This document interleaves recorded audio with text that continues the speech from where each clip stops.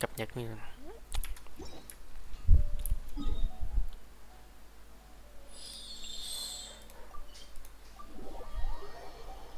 hay làm nhiệm vụ này trước.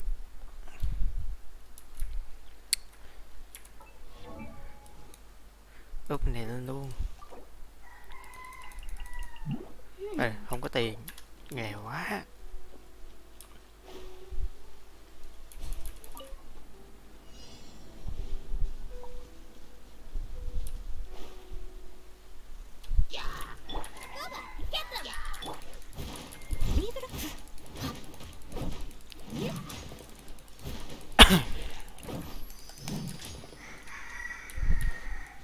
Chết, không có chỉnh mấy cây cung rồi. Mấy cái này nó khó chịu.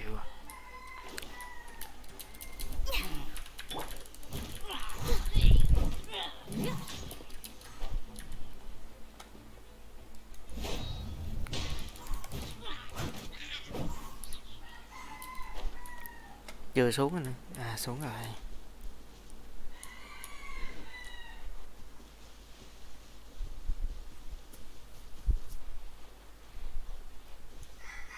Đây.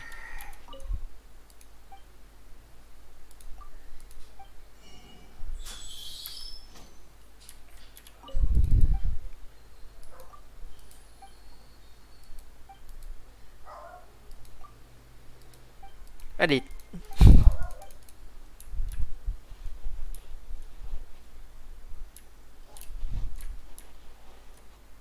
Trái cho nó ngon.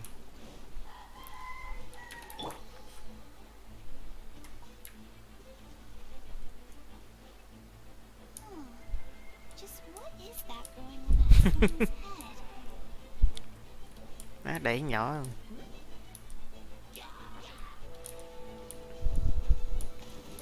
Ui.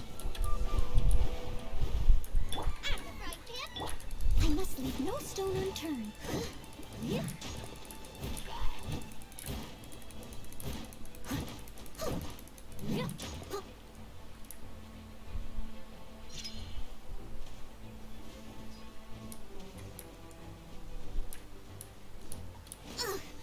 I missed a spot.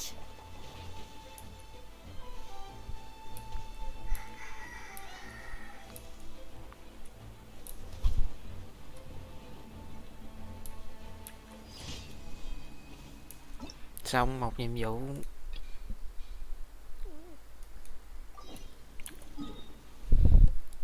Cái gì của giao luôn ngôn ngữ này nữa.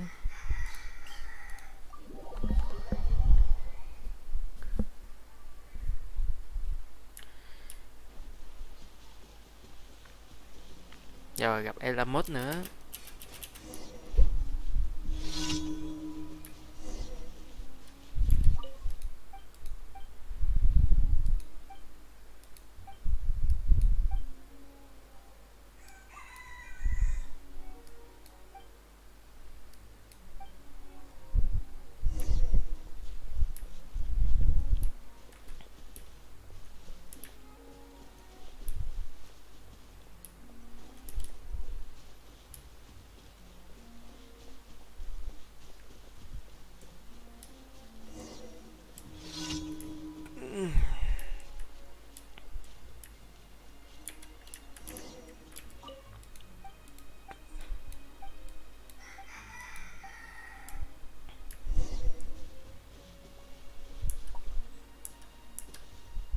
Đi bộ cho chắc.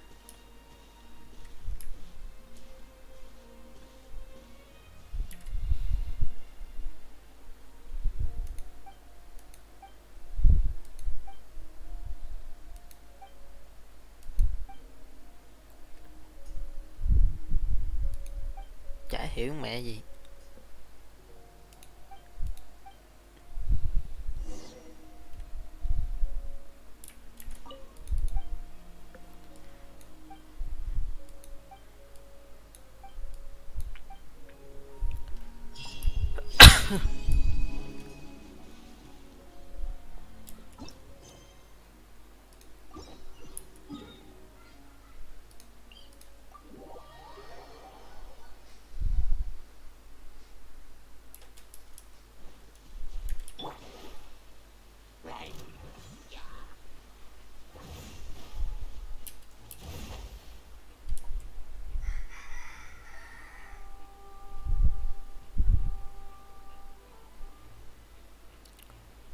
Let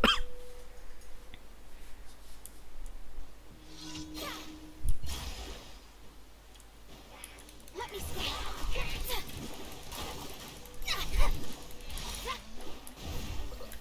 Judgment. Quá yếu. Time to clean up.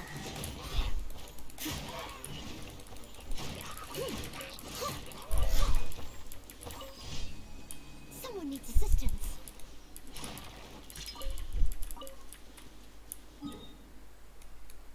Rồi, qua đây.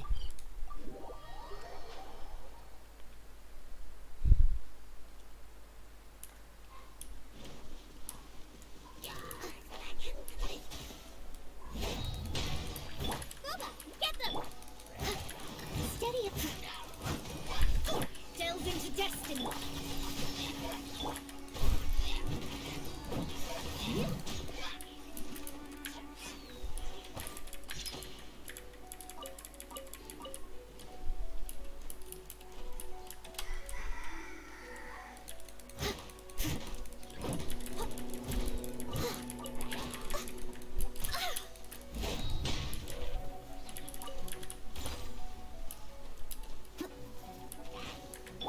Let me scry.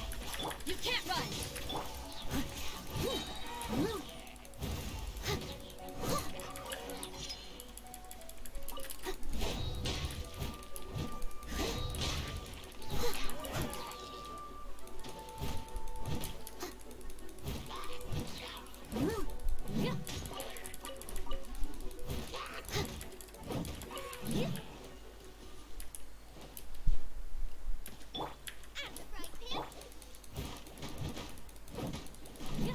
I'll catch up. I must.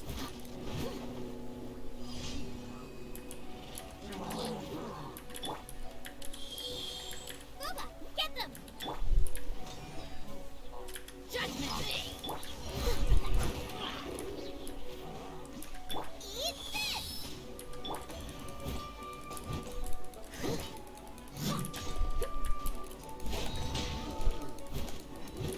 Steady as stone. Shadows of fate. Đóng băng rồi. Trời gì mà không đóng băng ta.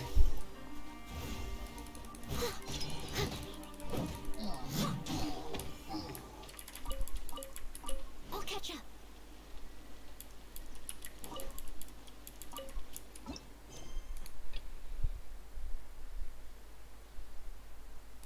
Vậy bỏ đi. Từ làm. Rồi. Đây.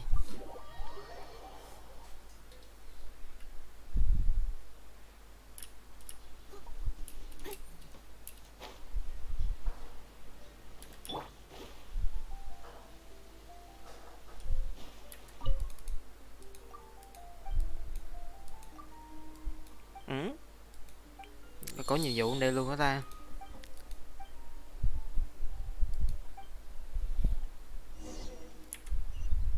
Add astro.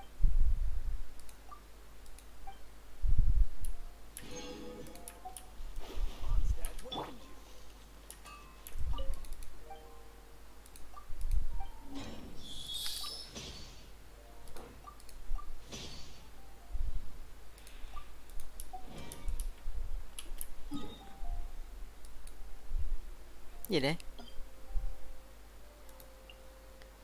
À, cập nhật mới à. Ủa? Đâu rồi?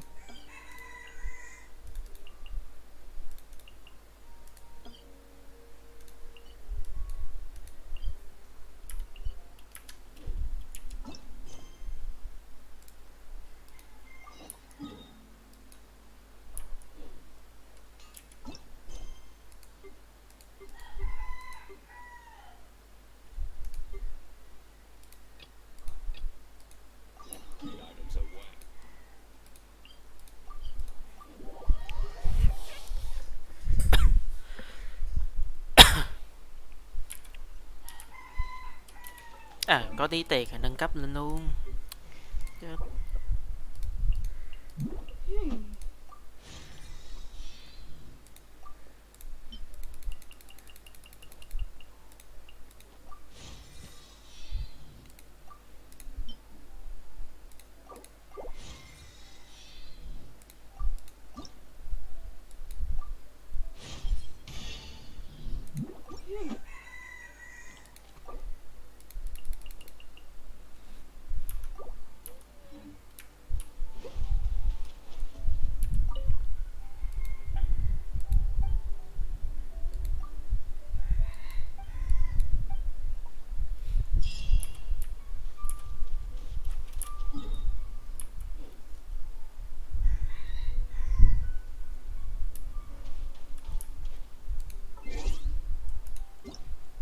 gì đây?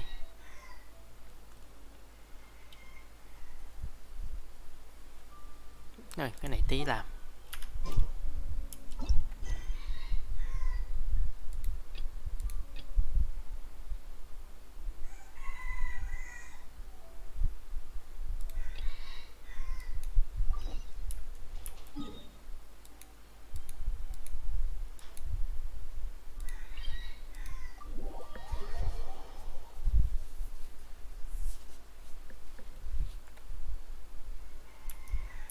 Such fair weather. Why don't we do a bit of sun Đổ mới nữa coi. work? Oh, what sort of Danh phay. ready for trial? Rồi, vô đội hình.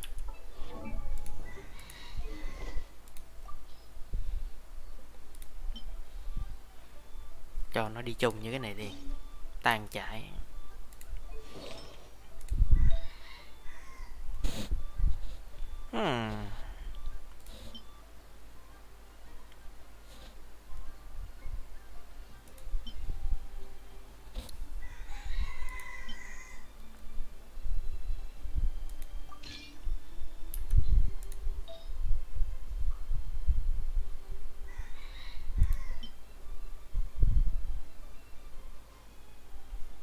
Rồi, gắn đại đi, giờ không còn cái gì nữa.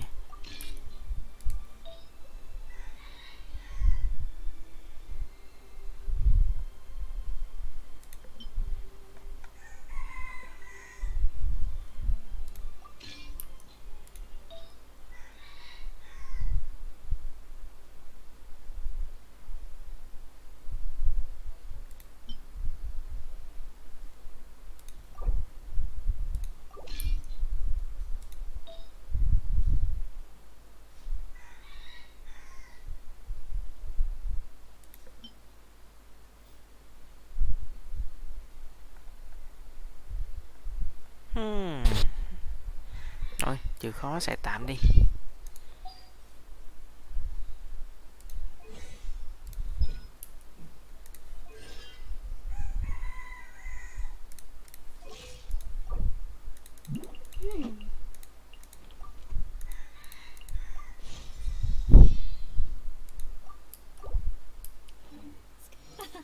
Well, Ý, nhớ mà. something that makes you feel bright and sunny too. Rồi, nhiệm vụ ở đâu? Trên đây.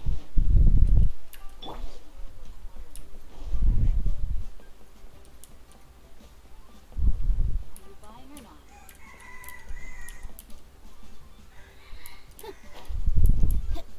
Ừ?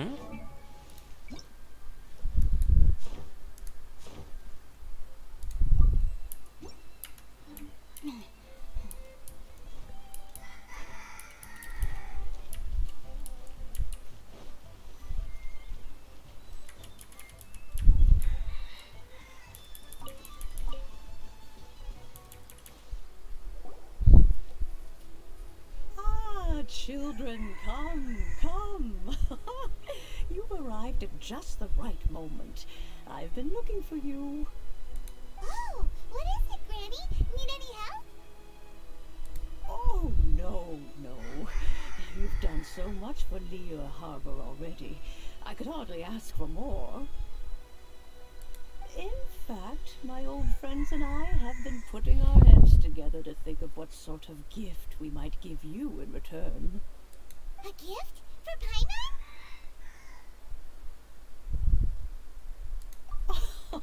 Oh, child, you are so very modest. Uncommonly so, even. But you mustn't decline this gift. I simply won't allow it.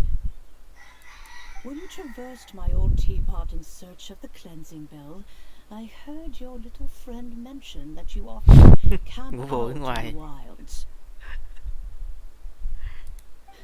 That simply won't do. Especially since I imagine you still have a very long trip. Fortunately, I have not yet grown so old as to see my subspace creation abilities atrophy. Oh, Did my friends never mention that to you?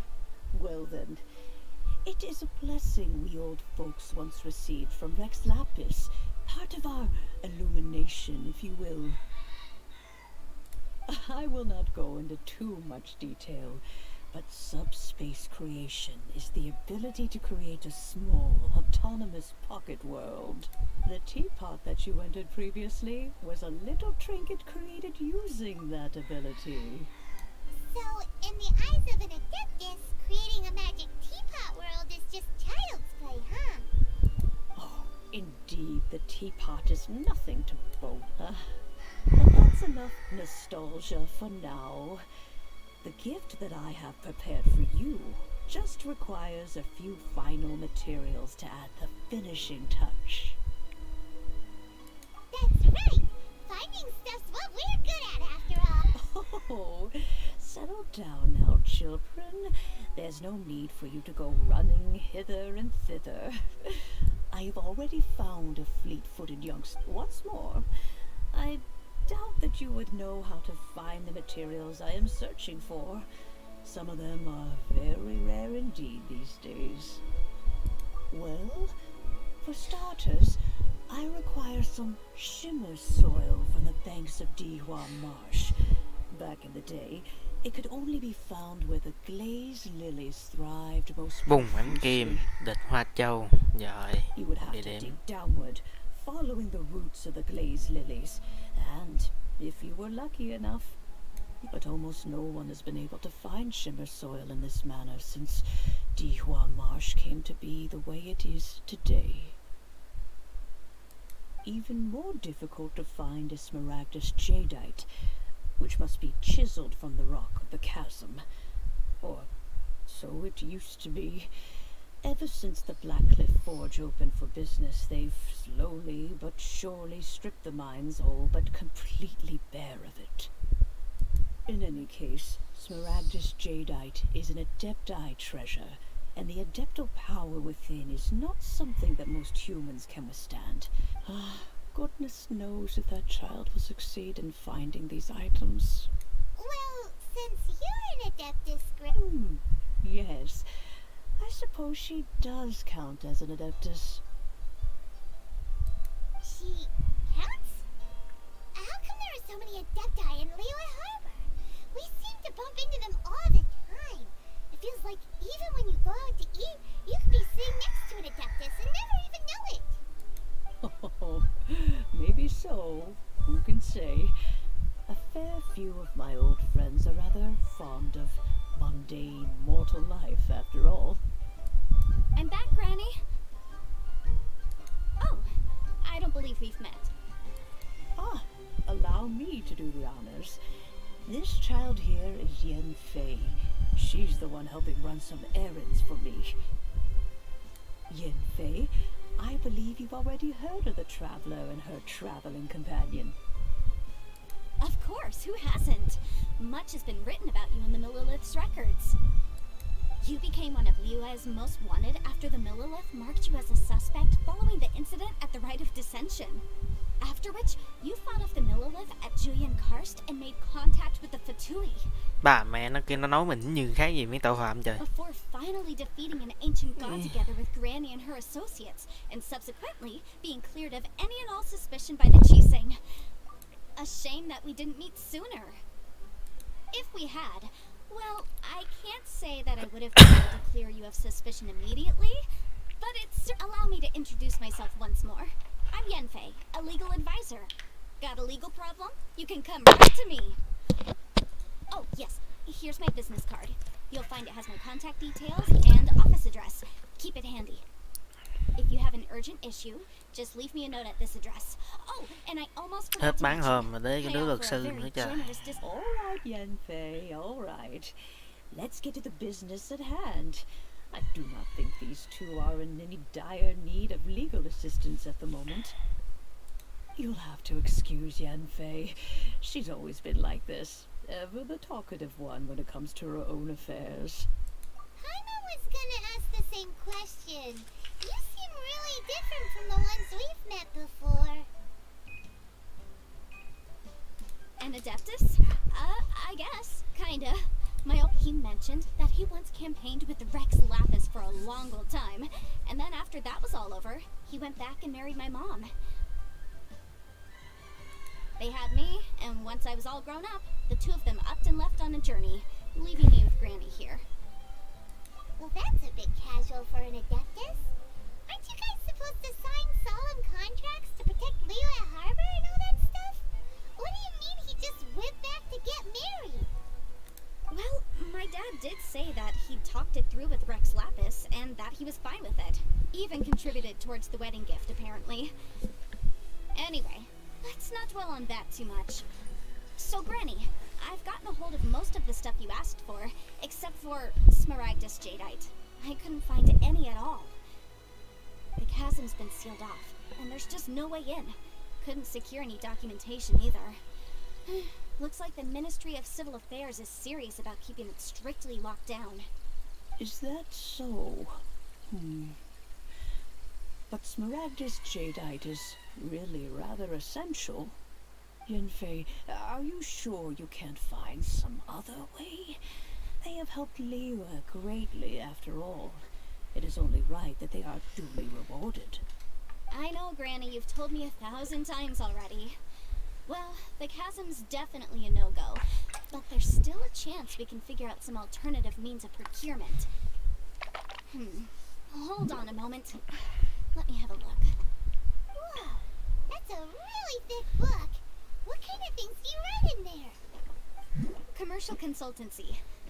Or, Snezhnaya. Ah, found him. Krusel. A Snezhnayan merchant who once came to me with some legal queries on certain articles in the legal codices. If my memory serves, all of them had to do with rare ores. He mentioned that he was considering acquiring some Smaragdus Jadeite to make hairpins, and wanted to know if there were any legal ramifications that he should be aware of. Said he was planning to sell them in Snezhnaya. So, I guess I'll go look for him. With any luck, he'll have gotten his hands on some Smaragdus Jadeite, or might have an idea of where we can find some. Oh, you want to join me? I suppose that's no problem, but it's best if you just stand by and watch. If you try to get involved, you'll only risk placing yourself in legal jeopardy.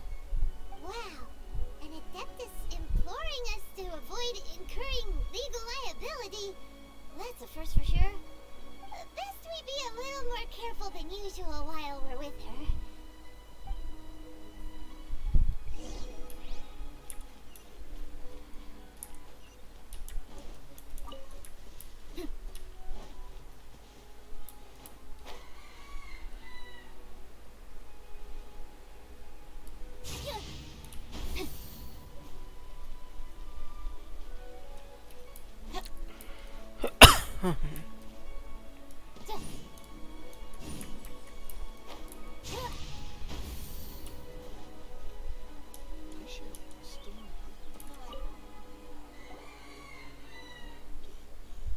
Hello, Mr. Crossell.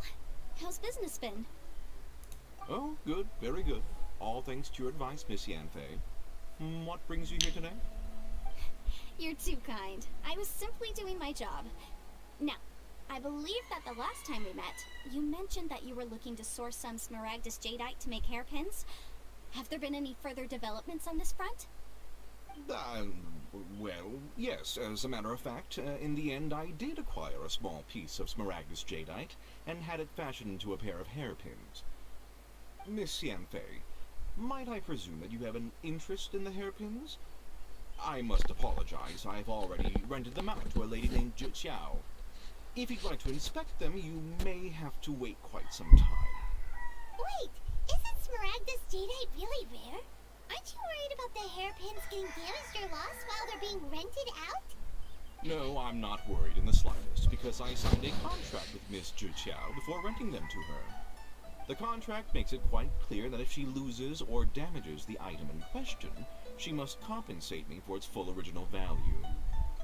In return, I included a clause that guarantees the Smaragdus Jadeite is genuine, with a penalty of 10 times the item's value payable by me to Miss Zhiqiao in the event that it is shown to be a fake.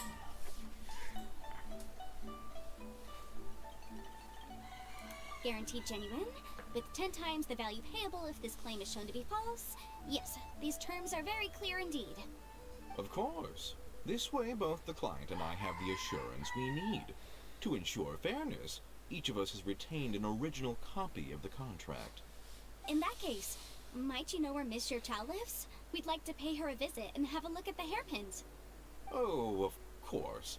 She wrote her address down when we signed our contract. Here, I'll mark it on your map for you. Thanks a lot, Mr. Crossell. We'll be off now.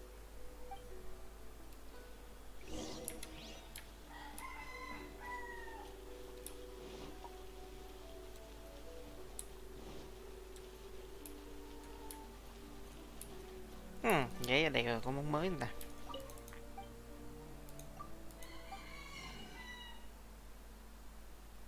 Đồ có nhung tùng xào ba rồi.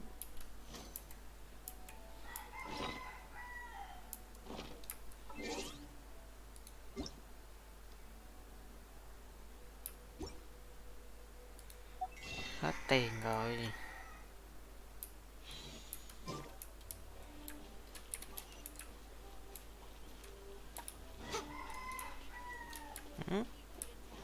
Đường nào đi lên ta?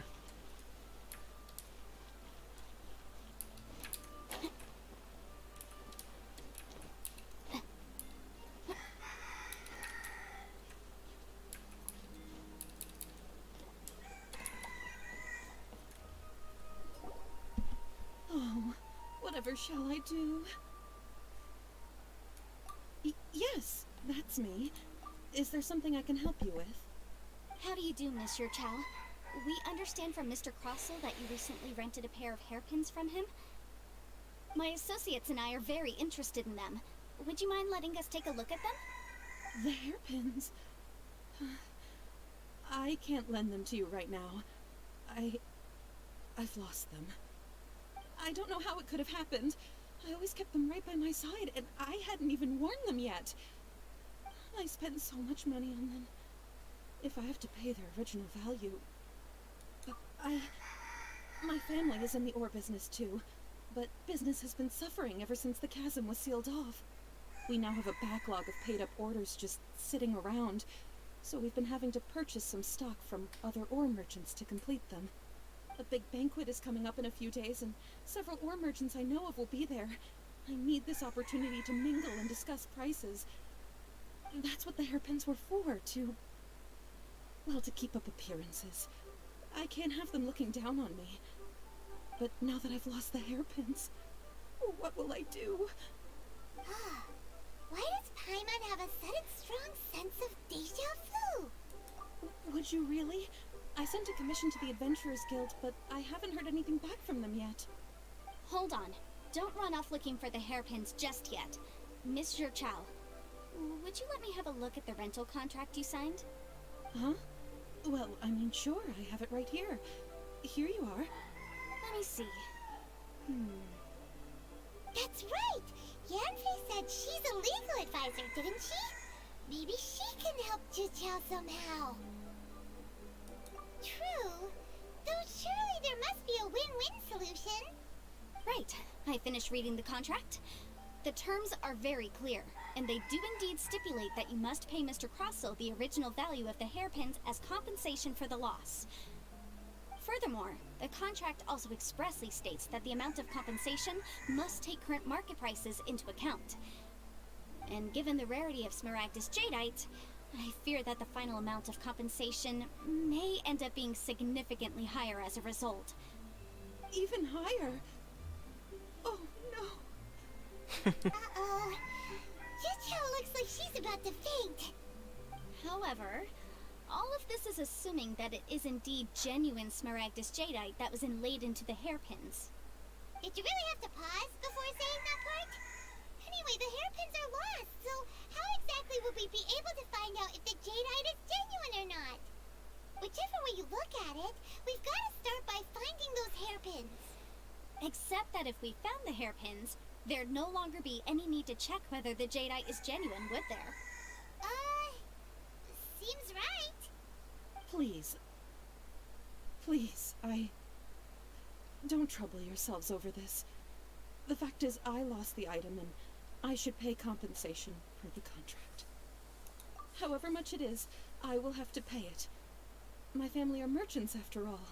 It's vital that we keep our word and respect our contracts. Now that it's come to this, I really shouldn't keep Crossel in the dark any longer. I'll go and inform him of the issue and then negotiate the amount of compensation. Yes, legally speaking, it seems this is the most sensible course of action. But before that, I have some questions about the hairpins. So hold on a moment, Monsieur Chow. When you first touched the hairpins, what did you feel? What did I feel? Well, I remember that the gemstones set into the pins were perfectly smooth to the touch, like the finest quality jade. My family has seen much jade pass through its hands in the past, so I am quite certain of my judgment in this matter. Smooth to the touch. Finest quality jade. No, it's nothing. I just need to re-examine a few things. Let's head over to Mr. Crossel's.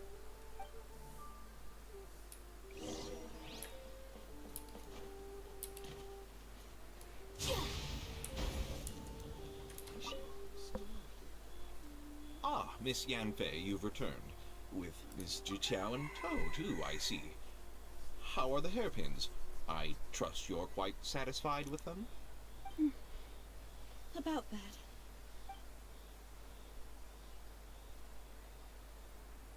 You lost them? Are you serious? Do you have any idea how expensive they were? I'm sorry. Truly I am. I'll pay the compensation as per our contract. Every last mora. Mora? Do you have any idea what I had to go through to get my hands on that Smaragdus jadeite?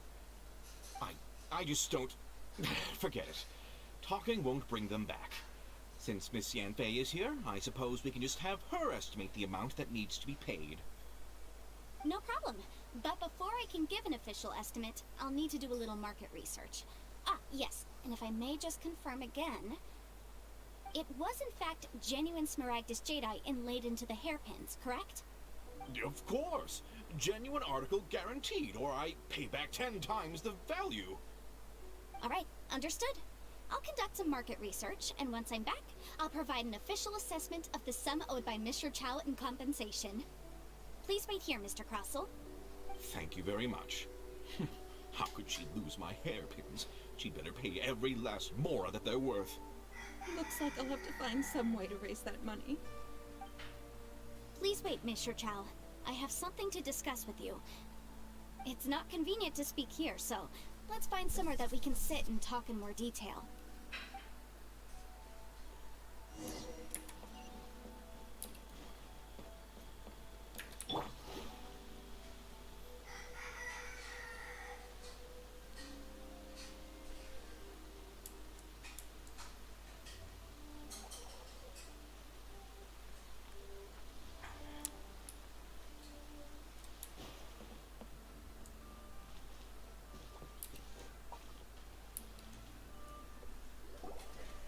Miss Yunfei, what is this about?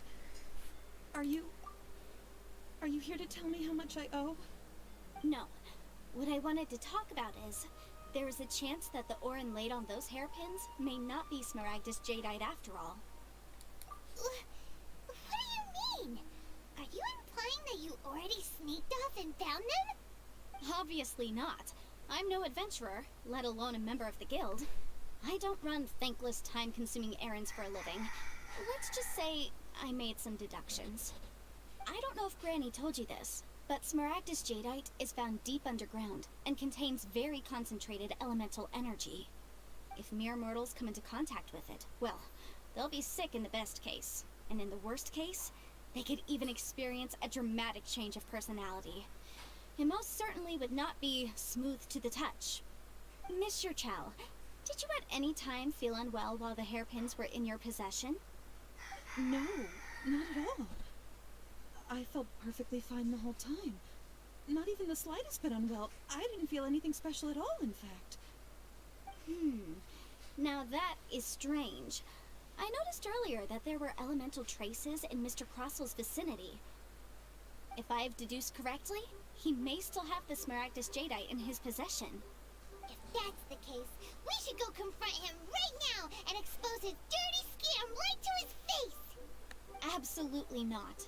If we were to confront him now, there's no way he would admit to it. Eventually, he would find some argument to compel us to leave. And then, he'd throw the Smaragdus Jadeite into the sea the moment we were gone. After that, he would simply insist that Mr. Chow pay up per the contract. He would lose nothing. Meanwhile, we would have to look under every stone in Liyue, hoping and praying that the hairpins do actually still exist somewhere in this world. So vivid that Paimon thinks it might be experience talking. Oh, it certainly is. I've seen my fair share of situations like this, and brute force methods are certainly one way of resolving them. Fortunately, I have far more elegant solutions at my disposal. I'll share them with you in due course. Well then, since you're so experienced in dealing with problems like this, perhaps you could help me, Miss Yunfei. Oh, that won't be a problem. But first, Mr. Chow, can I ask you to please sign this contract? Huh? Does there have to be a contract for everything? Paimon can't even keep track. It feels like Yanfei is even more concerned with them than a certain someone else we know. These are my formal terms of engagement. Everything prior to now has just been pro bono advice. But for me to investigate any further, I require a written contract. Any work commissioned but not bound by a contract cannot be relied upon. I understand. Then I will be glad to place this matter into your capable hands if you will take it, Miss Yunfei. No problem. Just sign here, and I'll sign too. Okay. Now write your address here, and then sign on this page as well. And I'll also need your signatures on pages 5, 7, and on the very last page. Finally, if you could just use this ink pad to make a handprint over here. This contract has so many pages. Paimon's all out of brain juice again. Alright, that should do it. My fees are the same as always, and they're written in the contract. Have a look through and let me know if you have any questions. I've had a read through. Everything checks out. Well then, here's your copy of the contract. I will retain the other copy. Not for now, no. Despite how intractable this problem might sound, it will actually be quite straightforward to resolve, once we've got some things squared away. I don't believe you have been part of an investigation like this before, in which case, hopefully this should be quite the experience. Miss Yunfei, I have to ask, why are you helping me? Because, as it happens, I'm currently trying to acquire some Smaragdus Jadeite myself. I noticed strong traces of geo-energy around Mr. Crossel, so perhaps he has, in fact, secured some. Whether he actually made it into an item of jewelry or not is a separate matter, but either way, it's a lead. As long as we follow it, who knows? We might just be able to get our hands on some Smaragdus Jadeite. Also, the idea of someone abusing the law to their advantage, I won't stand for it. But again, let's not dwell on this. Let's go to... where can we find someone who processes ore? Ah, I've got it! Let's pay a visit to Chateau, the boss of the Jade Mystery. He's a professional when it comes to working with stone and ore. If Mr. Crossel had his ore worked on at all, Chateau would undoubtedly have been his first choice.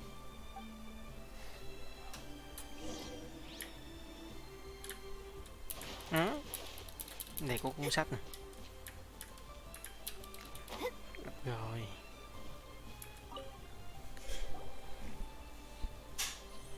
Why, hello there, honored customers. Welcome to... Oh! It's you, Miss Yanfei. Is something the matter? Surely not more spurious claims that my jade betting is rigged and no one can ever win? Oh, I swear on all that is sacred. No, nothing of the sort. Has a Snezhnyan merchant named Crossel enlisted your ore processing services recently by any chance? A Snezhnyan merchant named Crossel, you say? I do remember that. He brought me a piece of ore, claiming that it was Smaragdus Jadeite. That was the first time I'd ever encountered it, so I had no way of telling if it was really Smaragdus Jadeite or not. But if a customer insists, far be it from me to contradict them. He was quite generous with his money, too, so I didn't give it too much thought. I processed the ore as per his request. Do you have any leftover debris from your work on it? Why, yes. It was my first time encountering this ore, after all, so I kept a few loose shavings to study myself later. They're right over there, in fact. Thank you, sir. We'll take a look at them.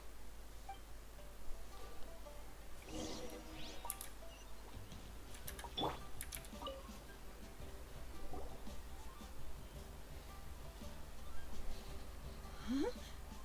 If my eyes don't deceive me, the cross-sections and patterning suggest that these are smart. Yes, it's not particularly rare, nor is it especially valuable. I've heard it said that Smaragdus nephrite is in fact the outer layer of Smaragdus jadeite, though no one's ever proven it. A thin layer of separation, huh? If you must see for yourself, try examining these shavings for traces of elemental energy. Smaragdus nephrite is an entirely ordinary ore, containing no elemental energy whatsoever. Is that so? Well, we might as well give elemental sight a shot. So, did you find anything? So they really are different. But wait, how come Jichao was able to tell what it was just by looking at the shards? That's pretty awesome. There's nothing special to it. It just so happens that I've come across a great many of these in my time. These two stones actually look very similar. Someone without a deep understanding of them would find it very difficult to tell them apart. There may be only a subtle difference for the casual viewer, but that translates to an astronomical difference in terms of the market price. And, I'm sure, a significant difference in the cost of having them carved into shape.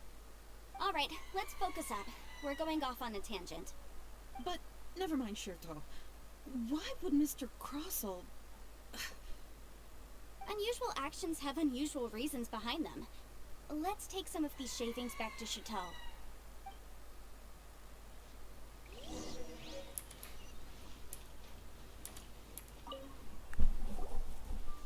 Miss Yenfei? Might I be so bold as to inquire, If you could just confirm for me once more, sir. Mr. Crossell did indeed claim that the ore he brought to your store was in fact Smaragdus jadeite, did he not? Yes, that's right. I still have a record of the job with me, in fact. Here. It says quite clearly, 1 chunk Smaragdus jadeite, uncut. Then I have no further questions. But could I borrow the processing record and these stone shavings? Of course. But might I ask why you need them? Oh, I have my reasons. Ah, yes. Please sign here on this affidavit. This document shall serve as signed proof that these stone shavings originated from the, ore that Mr. Crossell brought to your store. Please read it carefully. Yes, I see. Forgive me for asking again, Miss Yanfei, but might I know the nature of the incident on this occasion? I wouldn't say there's been an incident, just a minor issue. Thank you, sir. I'll take these with me. With this hard evidence to back us up, Crossell won't dare try to deny what he did. On the contrary, this is far from sufficient to build a case. We need to find something a little more compelling. If you want to make jewelry, you need a professional jewelsmith. Let me think. Jewelry... nope. Aha! Got it! Singxi. She often helps people to find a jewelsmith. Let's go pay her a visit. Well, that was quick. How come you know so many people? Because lots of people come to me for legal advice every day. As you know, Liyue Harbor is the city of contracts. And contracts, well, I should say laws, are very important to us. But the amendments made by the Tianquan to our laws are unnecessarily complicated. How can I put this? It just seems like they're hard to understand and impossible to finish. As such, legal advisors like myself provide quite the popular service indeed. So you help them make sense of the law. But didn't you say that it's hard to understand and impossible to finish? Yes, well, that's no obstacle because I've memorized all the legal codices. You memorized them? You sound surprised. Knowing the law inside out is a legal advisor's bread and butter, you know? Oh, this has nothing to do with being an adeptus. I just like reading things. Again with that casual tone. Well, that's that then. Let's go look for Singsi.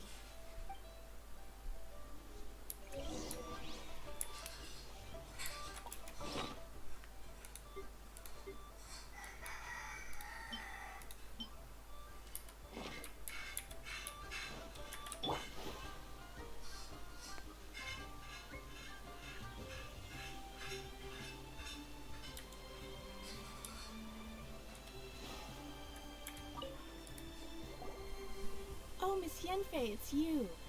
Has something happened? Did the client from last time, Have no further trouble from then on? Yes, of course. I'm just here to ask you a few questions. Has a merchant by the name of Crossel asked you to put him in contact with a jewelsmith recently? Krosel? Yes, I remember him. He's a merchant from Snezhnaya, no? Yeah, he came to me with a chunk of something he called Smaragdus Jadeite. The design of the hairpins that he gave me was quite intricate, so it took me some work to find someone who was up to the job. Eventually, I found an older jewelsmith who made them exactly according to his specifications. This order was on hold for a very long time, and only completed quite recently, which is why I remember it so well. Doesn't seem like there's any evidence to be found here. Miss Singsi, I'd like for you to confirm for me once more. When Mr. Crossel commissioned you to find him a jewelsmith, did he or did he not assert that the material he presented to you that day was called Smaragdus Jadeite? Yes, I'm sure of it. The hairpins were made using many expensive materials, and the asking price was quite high, so we had to put this transaction on record with the Ministry of Civil Affairs. Mr. Krosel wasn't very familiar with the necessary procedures, so I filed it on his behalf. I also kept a copy for my own records. See for yourself, the item is called Smaragdus Jadeite Twin Phoenix Pins. The inlaid gemstone is recorded as Smaragdus Jadeite. The document even has the official seal of the ministry on it. Thank you, Singsi. Now, could you let me borrow this document? Sure, it isn't serving much purpose here anyway. I take it then that there's been some more trouble? Nothing you need to worry about, just a minor issue. I'll return your document as soon as I'm done with it. Thanks again. Why is everyone's first reaction always to assume someone or something is in trouble? I believe we have almost all the evidence we need. We just need to make one last trip. Let's go to Boo Boo Pharmacy to speak with Dr. Baiju. The weirdo with the snake around his neck? What do you want to speak to him for? Because only he can provide an authoritative statement confirming that Smaragdus Jadeite is harmful to the human body. Once we have this final piece of evidence in our hands, we can wrap this case up.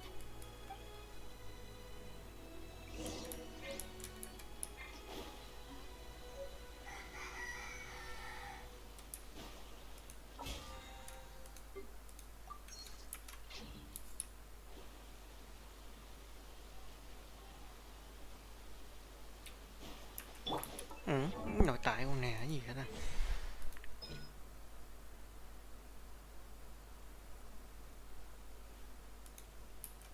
Đặc sản.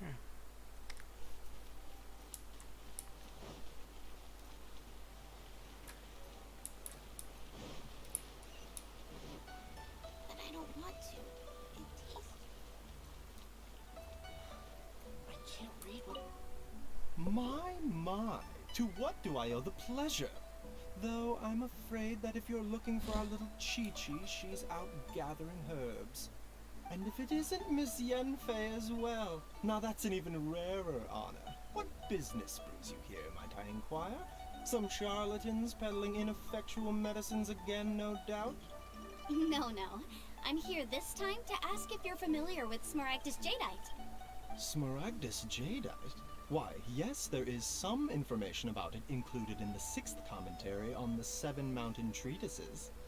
The 7 Mountain Treatises states that this substance springs forth from stone marrow within the mountains, and will bring disaster to any mere mortals who touch it. It is abundant in elemental energy, so if someone without a vision is in contact with it for a prolonged period, best case scenario, they fall ill. Worst case scenario, they'll suffer great changes in personality, and their illness will only ever get worse. Anyway, I'm sure you didn't come all this way just to chit-chat. Knowing you, Yanfei, and given the specific nature of your question, I suppose that you're about to ask me to write an official affidavit attesting to the pharmaceutical peculiarities of Smaragdus jadeite? That is indeed the case. If you would be so kind, Dr. Baiju. No trouble at all. It's just a single document, won't take me a moment. I would mention, though, that you are not the only one who's developed a curiosity for Smaragdus jadeite recently. A Snezhnayan merchant came to ask me about it not long ago. But after I gave him my reply, his expression shifted to one of remarkable disappointment. I wonder, Miss Yanfei, if your pressing business might be related to the Snezhnayan merchant? Ah, you needn't concern yourself about that, Dr. Baiju. Thank you for penning us that document. I'll make sure to compensate you in due course. You're too kind. Take care now. Take care now, everyone.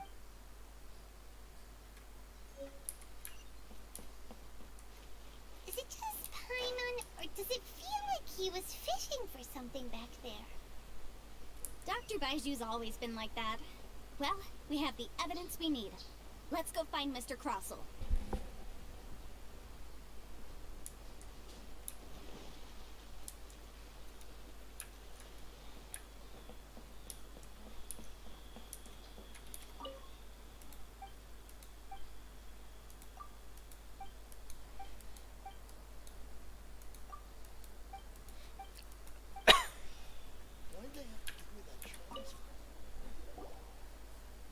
Miss Yanfei, have you finished your investigation?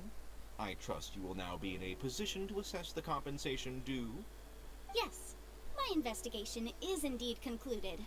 I can now provide a final figure for the amount payable. Wonderful. Well then, please, could you do the honors, Miss Yanfei? Of course. According to the stipulations of the contract, Mr. Crossell, you must pay Mr. Chow 10 times the original transaction price in Mora. Sure. Wait, what?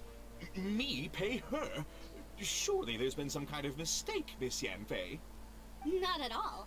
According to my investigations and the material evidence that we've gathered, the substance claimed to be Smaragdus jadeite that was inlaid within the Smaragdus jadeite twin phoenix pins that you rented out to Mr. Chow was, in fact, Smaragdus nephrite. Now, the contract states very clearly that 10 times the price shall be paid should the article not be genuine. Accordingly, you are liable for this sum, which is payable to Mr. Chow in Mora. Material evidence? What material evidence? Why, Miss Yanfei, you cannot frame me like this. I spent a huge sum to obtain that Smaragdus jadeite, and yet you claim that the ore inlaid on the hairpins is somehow fake? I demand to see your evidence. Indeed. Only a testimony from an expert witness involved in the processing of the ore can serve as an authoritative assessment of whether it is genuine. Traveler, please produce the evidence in question.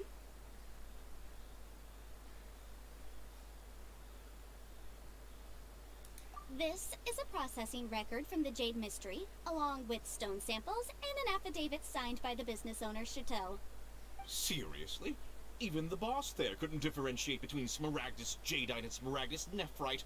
How does this prove anything? In any case, Smaragdus nephrite is the outer layer of Smaragdus jadeite. So I had him cut away the nephrite, he returned the valuable jadeite core to me, and some nephrite samples remain in the store. What am I missing exactly? That's an unsubstantiated belief. Well, your claim that my ore is fake is just as unsubstantiated. And we are here to talk about evidence, aren't we? Ugh. Looks like our first piece of evidence didn't convince him at all. Seems like he came prepared. What should we do next? Hard evidence, something legally binding. We have just the thing. Show him, Traveler. This document proves that my hairpins are the real deal, doesn't it? This is the Ministry's seal, after all. It shows that the ore inlaid on the pins is indeed Smaragdus jadeite. Our second piece of evidence didn't work either. And this guy's getting more belligerent by the second. You know, you could be right. Perhaps the hairpins are the real deal after all. Of course I'm right. All the evidence shown supports my story. Well, hang on a moment now, because I do recall one final piece of evidence that we haven't revealed yet. Traveler, would you do the honors? This shall serve as decisive proof of our case. What's this? Smaragdus jadeite springs forth from stone marrow within the mountains and will bring disaster to any mere mortals who touch it.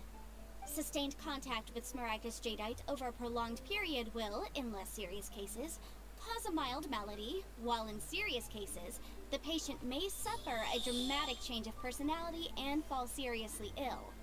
Mr. Crossell, were you aware of these peculiar properties of Smaragdus jadeite? I had no idea. No idea, you say? I'd guessed as much.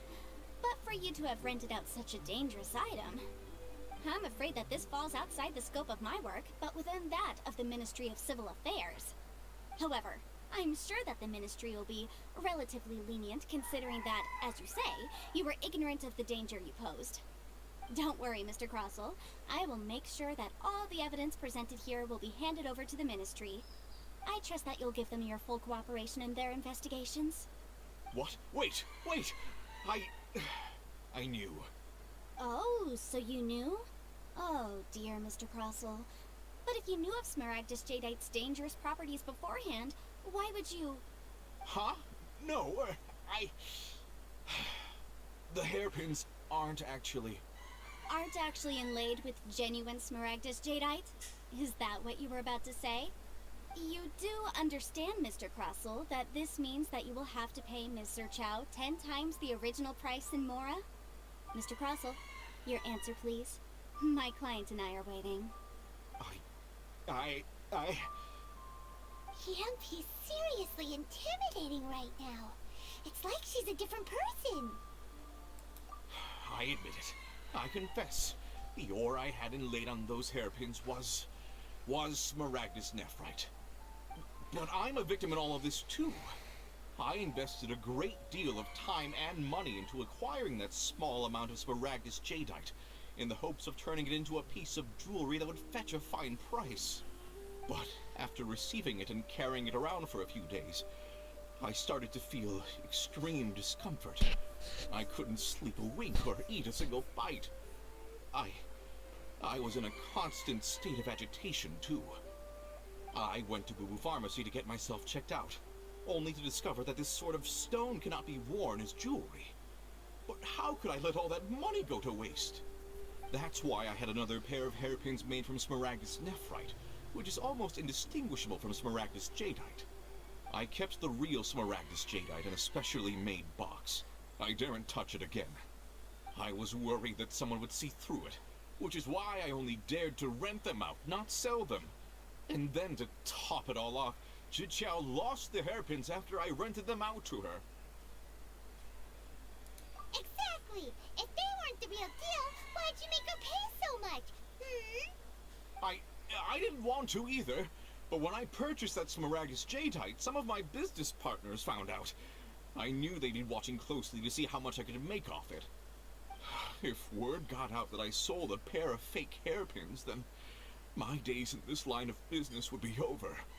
All right, let's cut the appeals phase right there. I fail to see what bearing any of this has on your transaction with my client. According to the contract, you must pay Mr. Chow 10 times the original price in Mora, and that is final. 10 times? Crusoe looks like he could faint any second. As for me, according to my contract with Mr. Chow, 20% of that sum will go to me. 20%? That's as much as I spent on that Smaragdus jadeite. There's no need. It's fine. You don't have to pay me that much, Mora. Even if the Smaragdus jadeite on those hairpins was fake, I still bear responsibility for losing them. Legally or not, I think I owe some compensation for that. Ms. Zhiqiao, you... However, Mr. Crossell, Since you have no use for that chunk of Smaragdus jadeite, why don't you give it to me instead? I'll consider us even. What? But I... All right then. This cursed rock's brought me enough grief as it is. Miss Yunfei, I'll turn the Smaragdus jadeite over to you. I trust that it will suffice as remuneration? Well, that's not quite how the rules say this should go. But whatever. It'll do. Thanks so much for your help this time, Miss Yunfei. When you have the time, I'll be sure to visit and express my thanks more appropriately. Oh, come on. No need to stand on ceremony. Now, if I may confirm this again, Mr. Chow, have you and Mr. Crossell come to an understanding? Well, yes, I believe we have. Well then, that's good. Mr. Crossell, it seems that my client has no further claims against you. Is that so? That's good. That's good. Actually, Mr. Crossell, I'd like to talk business for a second if I may. I could see from the hairpins you produce that you're very skilled in jewelry design. My family, on the other hand, works in the ore business, and we have a fair stock of fine ores. If we could join forces, your jewelry designs and our choice ores, I think we could do some fine business between us. Let me think for a moment.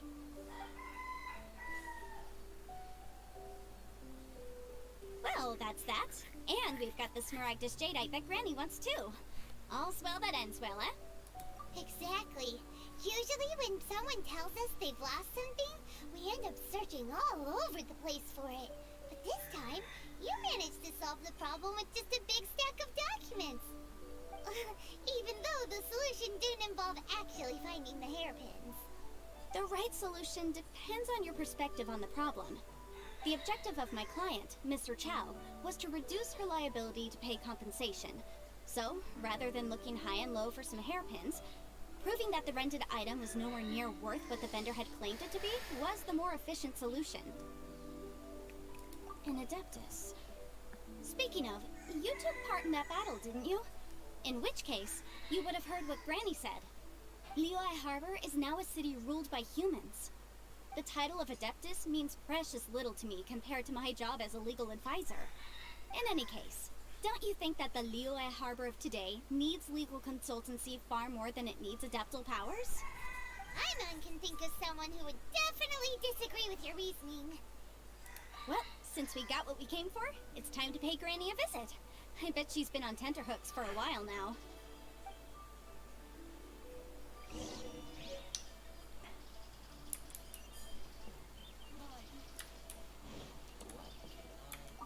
If we could join forces...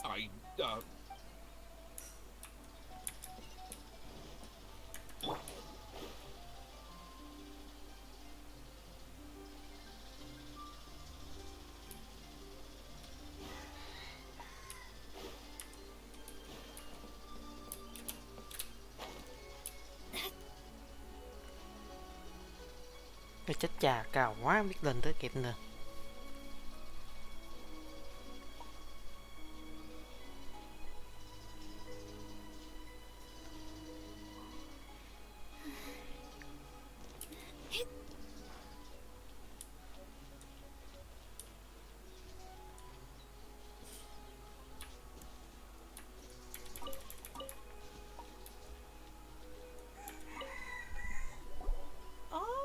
You've returned. How did it go? Were you able to find the Smaragdus jadeite? Good, good. Then we have all the materials we need. Well, if we're all set, Granny, I'll get going now. Got a ton of clients waiting for me back at the office. Oh, you. All right, then. Go see to your business. Granny should be able to handle the rest. I'm off then. Bye! Oh yes, Traveler. Make sure you don't lose the business card I gave you. I've been looking into the laws of other nations as well. If you should ever bump into any trouble with the law, come find me directly. Regulars get discounts too. Come now, child. Are you leaving or are you not? If you have no wish to leave, perhaps you'd like to help me clean my teapot, I'm leaving! I'm leaving! That child. Goodness knows where she learned to be so rambunctious. Her father was hardly so riotous or fond of talking nonsense back in the day when he stood beside Rex Lapis. Ah, indeed she is. Liyue has changed, and the Adepti must also learn to change. Yanfei might be overly garrulous, but she is also the most intimately acquainted with the city among us all. Ah, Liyue is not the same place I once knew. All right then, let us speak of this no more. Back on topic. I believe that I still owe you a little gift. Oh, Paimon's so excited! How is it made? It is but a single teapot. It shan't take long at all. Just wait here for a moment.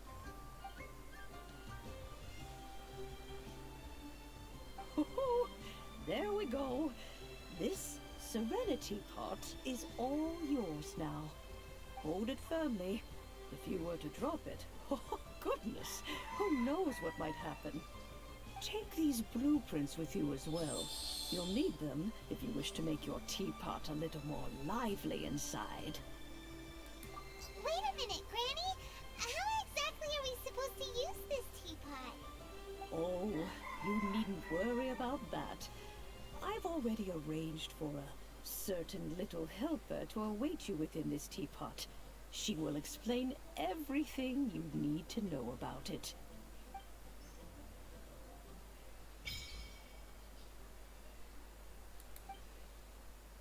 This is a peaceful neighborhood.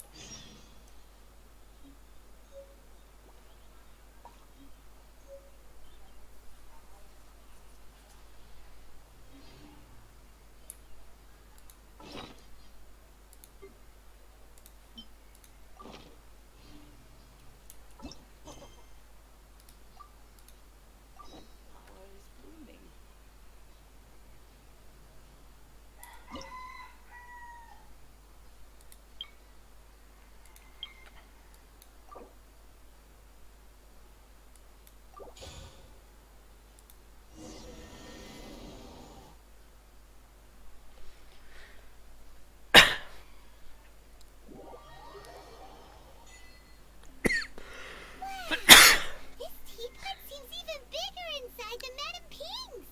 There's even a great big house in the middle, too. Huh. But there's just a whole load of nothing around it. I can't do that.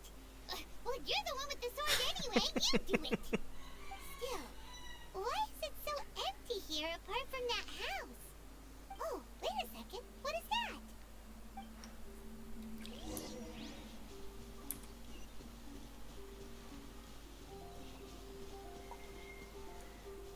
Well, it seems that we have a visitor. It's a huge finch! Excuse me, I am not a finch. I am a teapot spirit, and you may call me... hang on a moment. What am I supposed to be called again? Oh, call me.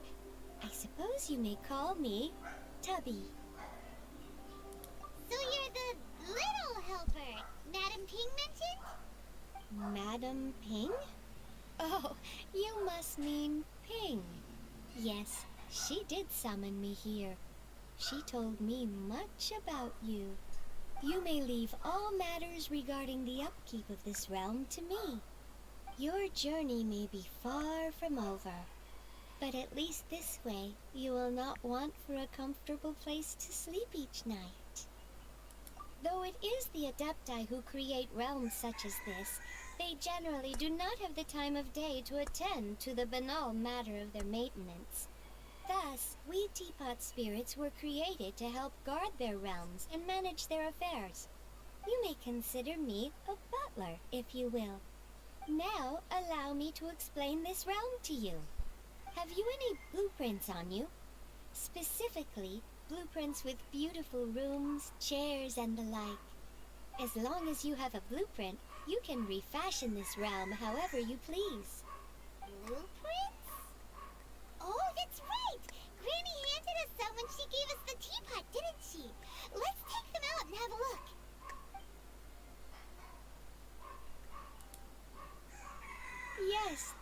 are the blueprints I'm talking about. Go on, open them up. Just commit the image of the objects to memory and prepare the necessary materials. Then simply release the thought from your mind and the object in the blueprint shall appear within this teapot. Wow! Is that all it takes? Then we could build a whole city inside, couldn't we? I doubt it. A golden-eyed adeptus explained this to me at some point in the past.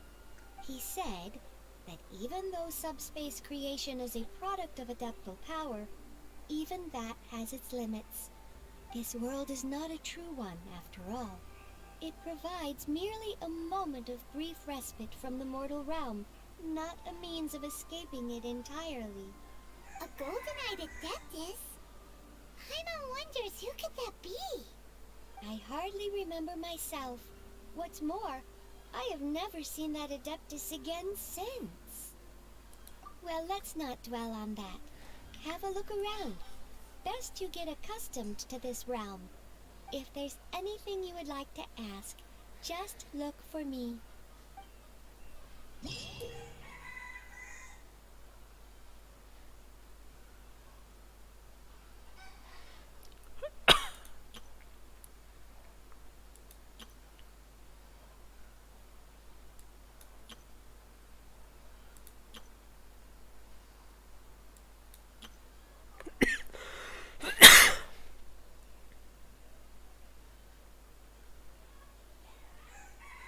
Divination is about precisely foretelling one's written destiny.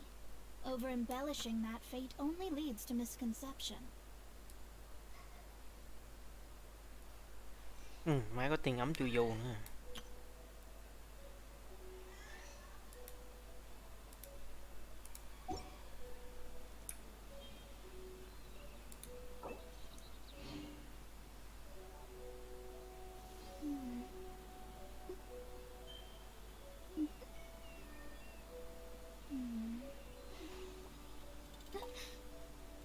À, cái vụ phốt bữa giờ thông báo luôn người ta. Ghê đấy.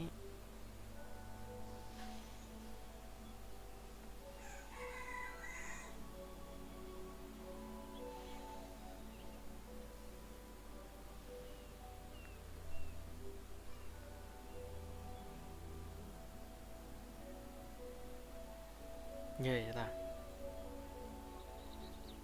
Gắt à.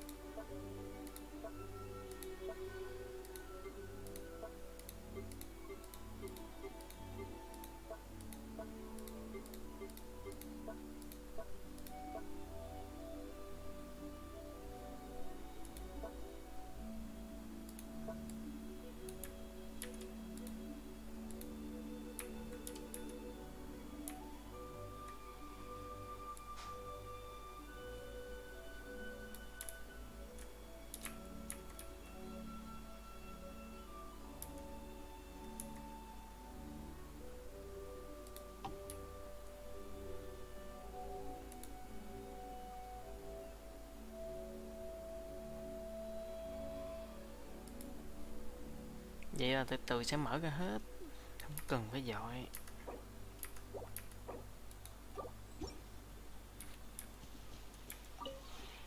Maybe you're not used to the place at the moment, but once you've materialized enough rooms and furniture through subspace creation, it will feel just like home.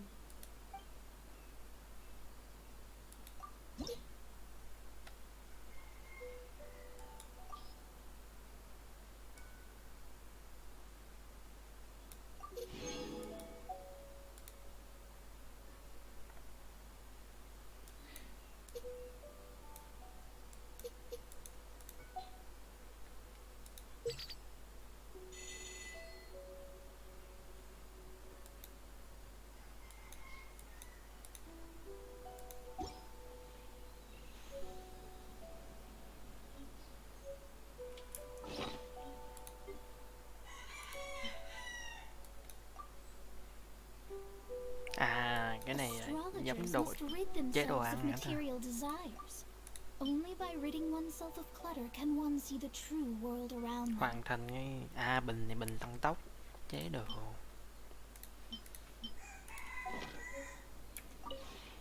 Maybe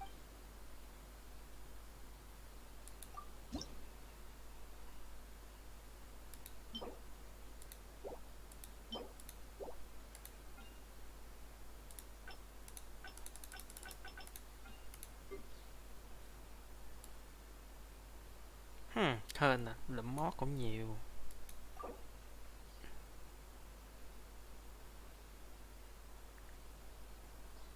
Chơi luôn.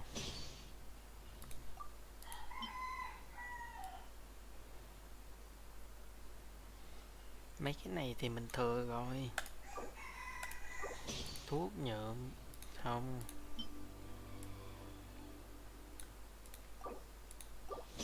Có luôn. Này cả ngàn cái luôn. Ngon lành.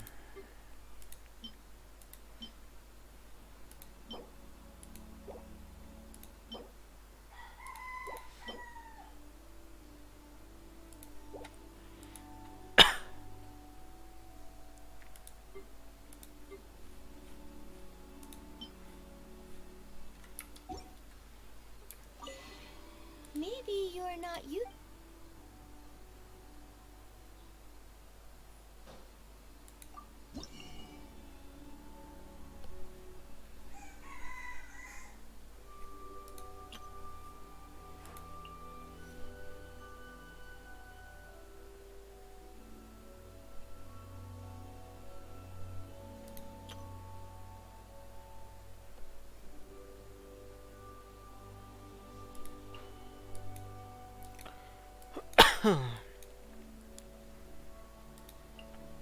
Múa vậy ta.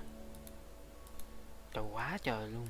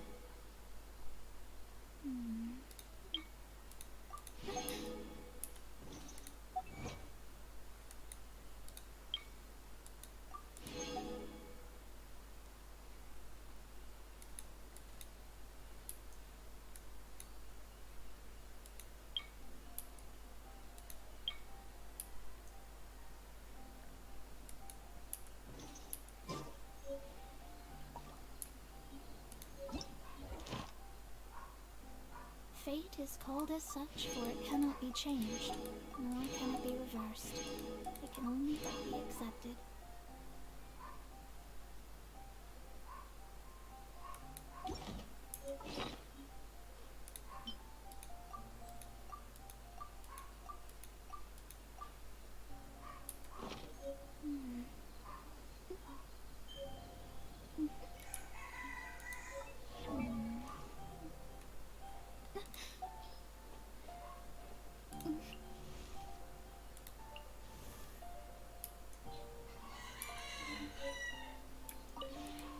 Maybe when breaking new ground, laying foundations, and furnishing a home, it is best to select an auspicious day for the work at hand. I'll teach you more about this another day. There are many methods by which one might tell if a certain day bodes well or ill.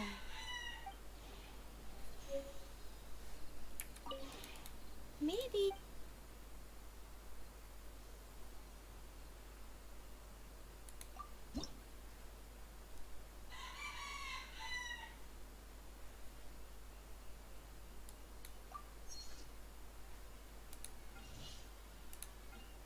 Trời ơi 4 tiếng.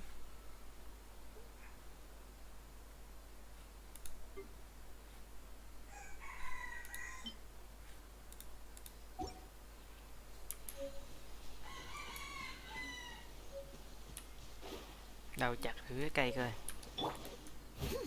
Ok, cho đây chặt cũng được rồi.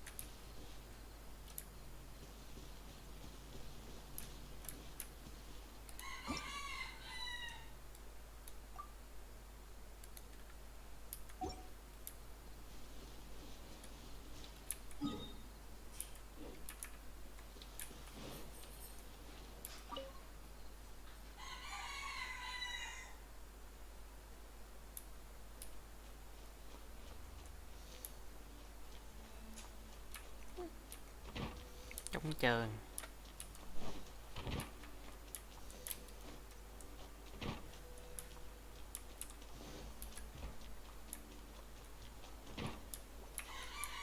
I'll catch up.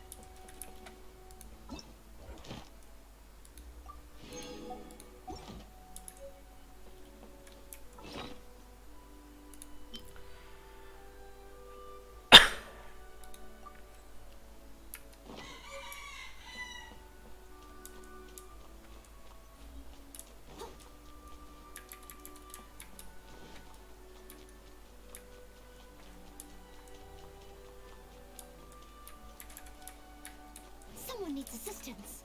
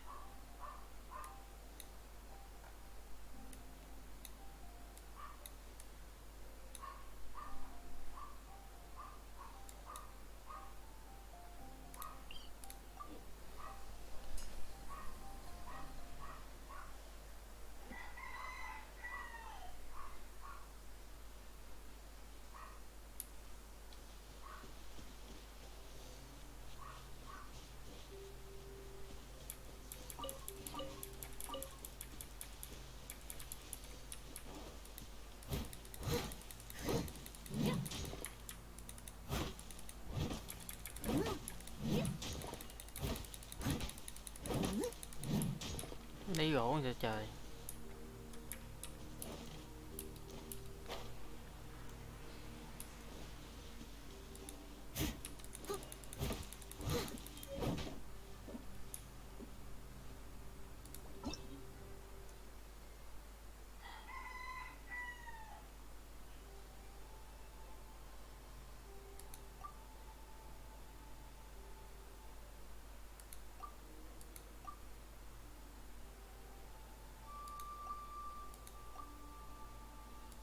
Chà.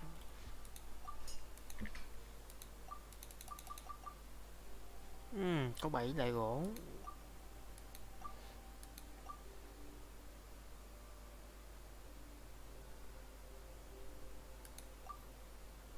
Chè. Cái này tì vát.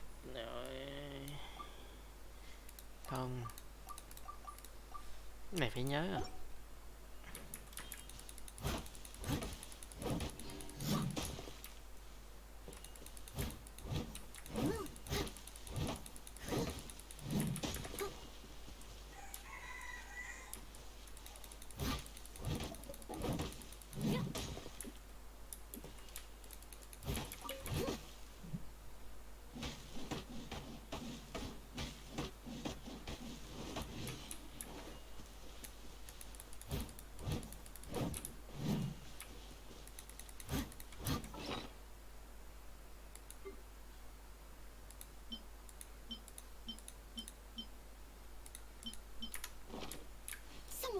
distance. I'll catch up.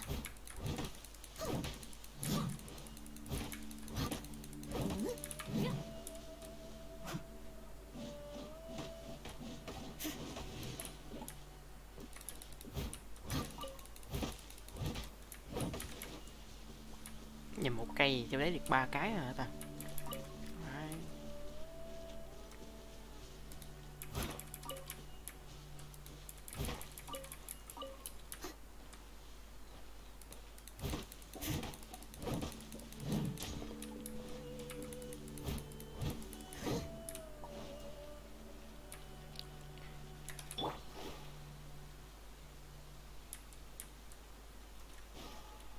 Rồi, cái đó để từ từ đi, để coi.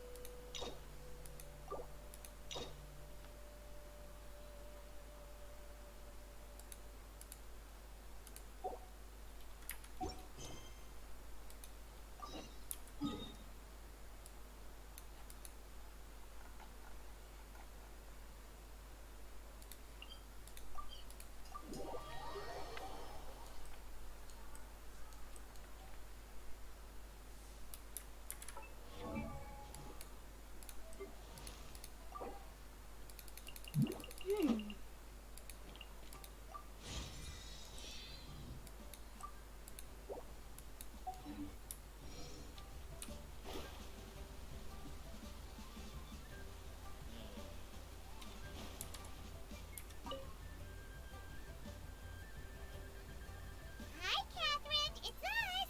As a matter of fact, Uncle Dai is one of the foremen at Huishan Hall over... What is it we have to do exactly? I believe you'll be looking for workers. Ooh, looking for people? Awesome. We're good at that. I have no reason to doubt your abilities. I'm sure the details can be worked out face to face. If you're willing to accept this commission, head over to the dock and talk to Uncle Dai.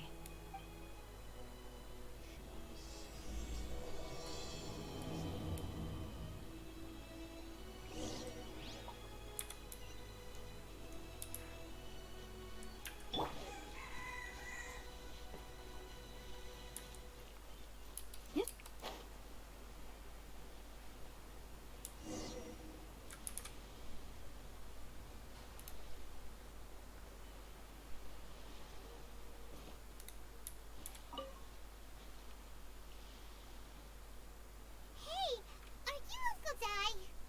I am indeed. Ah, now then. You must be the adventurers assigned by the guild. Huh? How could you tell? By the clothes on your back and the look on your face. Experienced adventurers at that, I'll wager. Right again. You're pretty perceptive. In this trade, you need a sharp eye for people, not just rocks.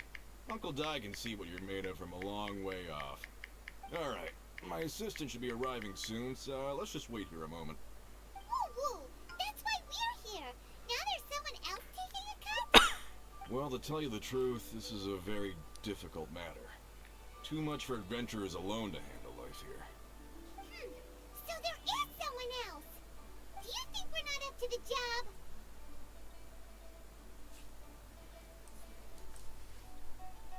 It just occurred to me that you don't have all the facts. The incident in question happened in a mine, and it's a little out of the ordinary, to say the least. Mines are dangerous places, as I'm sure you're aware. As such, I've enlisted an industry expert to cover all contingencies. Last time I checked, adventurers weren't experts in ore appraisal or geological analysis. With a professional by your side, everything should run smoothly. Besides, this guy's the best in his field. No matter the rock, he'll tell you its value to the nearest mora at a glance. I'd go as far to say that there's not a soul in Teyvat that knows rocks better than him. I'd be a fool to not enlist an expert of his caliber. Fool if you think you found Teyvat's #1 rock expert. Oh? And why might that be? Because Teyvat's #1 rock expert happens to be a friend of ours.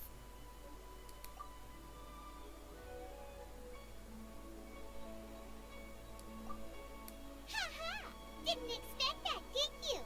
Wait here, we'll go fetch him. bets Zhongli is listening to the storyteller. Let's head over.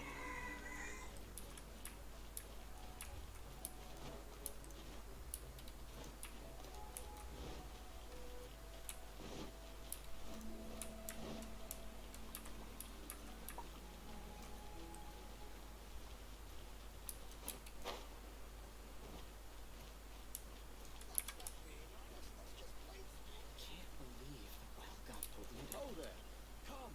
Come and see these rare, precious curios. In our last tale, Rex Lapis. Zhongli, there you are. Oh, here for a few tales? I didn't know you two were connoisseurs. Oh, no, we're here for you. Do you have time? Ah, something I'm rarely short of. We need someone who understands geology and ore. Someone who understands geology and ore. Take a look around. Is there anyone in Teyvat more qualified? The requester claims to have enlisted Teyvat's #1 rock expert, but Paimon doesn't believe a word of it. Nobody understands rocks better than you. You appear to have taken his claim quite personally on my behalf. Oh, no. It's just Uncle Dai doesn't know what he's talking about. Paimon just wants to enlighten him. I see. Well then, it will be my pleasure to accompany you. Really?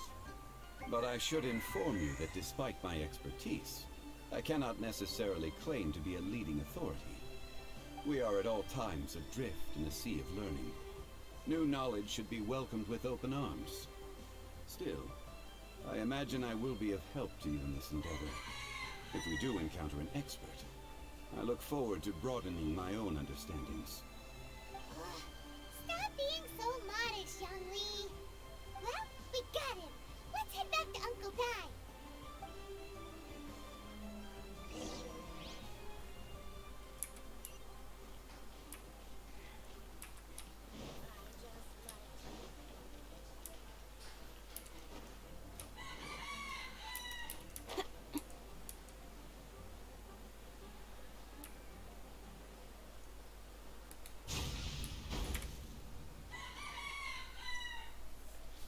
Uncle Dai, we're back.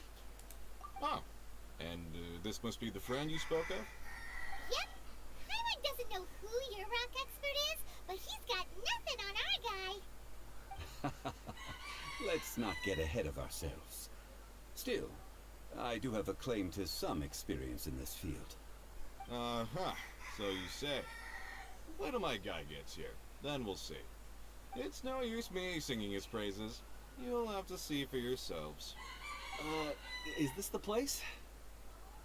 Aha! Speak of the devil. Allow me to introduce my assistant, Kun-jun. Young Kun, these are 2 adventurers assigned to us. And as for this gentleman... Makeshift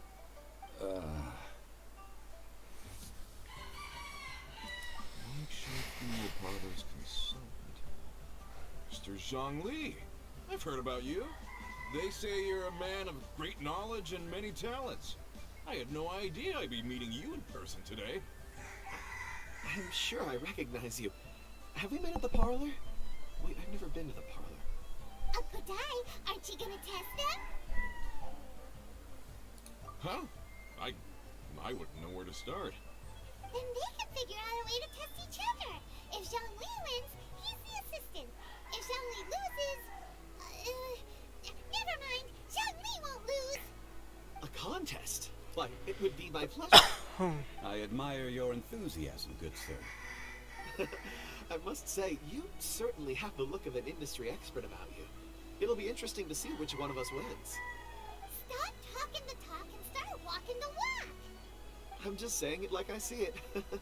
Which is, incidentally, the only skill I have worth talking about. So you're an appraiser, Mr. Kun-jun. Well, no. Actually, I've already forgotten what I'm in Liyue Harbor for. I was standing by the side of the road one day when Uncle Dai called me over. He saw me holding a rock and asked me a few questions. He seemed incredibly excited, even followed me for a while. We arranged to meet here. Huh? How could you forget something like that? I saw him on my way over to Liyue Harbor. poring over rocks and muttering to himself. He looked to be very familiar with them. I asked him a few questions out of curiosity. To my surprise, he knew more than me, an old mining foreman. In any case, he didn't have any pressing matters and agreed to help me. So, do you have a poor memory? Not exactly. Anyway, if it's rocks you need help with, I can most certainly lend a hand. Mr. Zhongli, what do you make of this rock? A glossy exterior, with a fissure that could only have been left in the wake of a volcanic eruption. If I'm not mistaken, this is a rough gem from another nation. Ah, a keen eye. It's no ordinary rough gem. Fragile surface layer, black veining. My intuition tells me that there's high-quality crystal ore inside. Remarkable! This rock does indeed hail from the vicinity of a volcano. I came across it in a market and snapped it straight up. The seller thought it was some leftover industrial remnant. They had no inkling of the treasure that lay within. Purity and geological rarity alone aren't enough to make a treasure. Some of the most precious crystals contain deposits of water or sand. In the moment of its formation, the crystal hidden within this stone shell captured a pocket of water. For water to be hidden in its depths, like a moon concealed within a mountain, reflecting shafts of daylight that make it through. Now that's a rare treasure. Such a detailed description. Almost like he saw it with his own 2 eyes. Say, you're not trying to hoodwink us, are you? After all, we haven't even seen what's inside yet. Everything he said is true. Most crystals are born in high-temperature environments. Heat and water aren't natural bedfellows, of course, which is why crystals with water deposits are so sought after. Moreover, this particular crystal contains mountain lake water. A rare find indeed. Well, if Zhongli says so, it must be true. I've yet to encounter anyone with a judgment as shrewd as yours, Mr. Zhongli. How did you know exactly what lay within? I've seen many such stones in my time. I recognized it immediately. I hope you didn't mind me flaunting my experience, Mr. Kunjun. Of course not. I feel I've met a kindred spirit here today. I hope you will accept my friendship. Uncle Dai, it would be a mistake for Mr. Zhongli not to join us. Trust me when I say that his level of expertise is unrivaled in the trade. You won't come across another of his caliber in your lifetime. Very well. There is strength in numbers, after all. Everyone, follow me to the chasm. There are men counting on you to find them.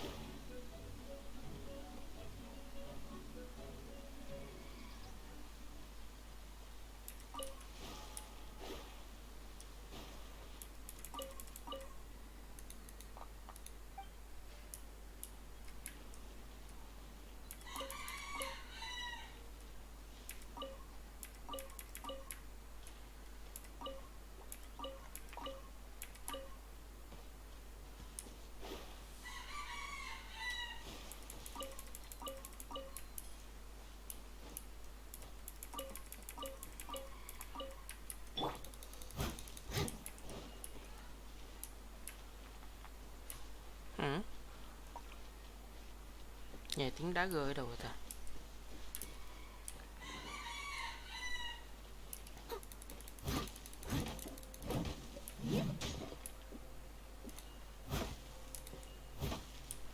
Một cây cho 3 miếng gỗ. Delve into destiny. Leave my space. Incinerate. You can't run. I must... As a good knight should.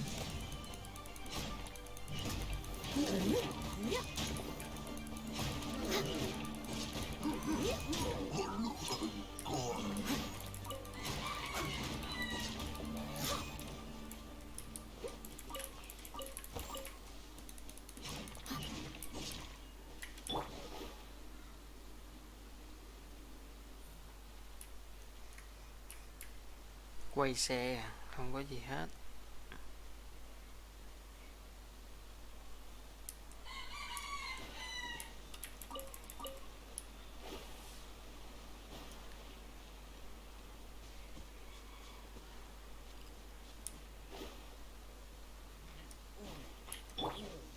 Come to me. Someone needs assistance.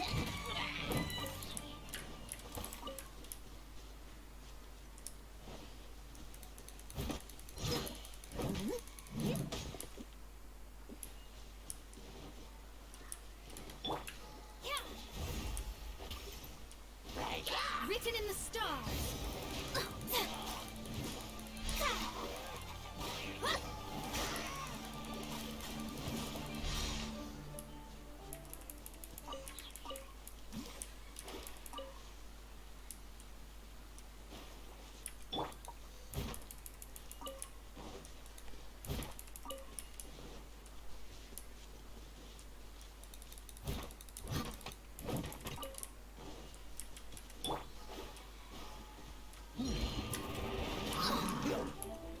Shadows of fate. Judgment. Boom, boom.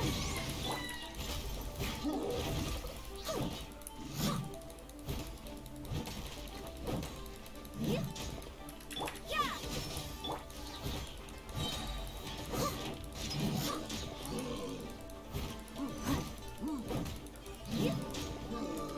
Let me scry.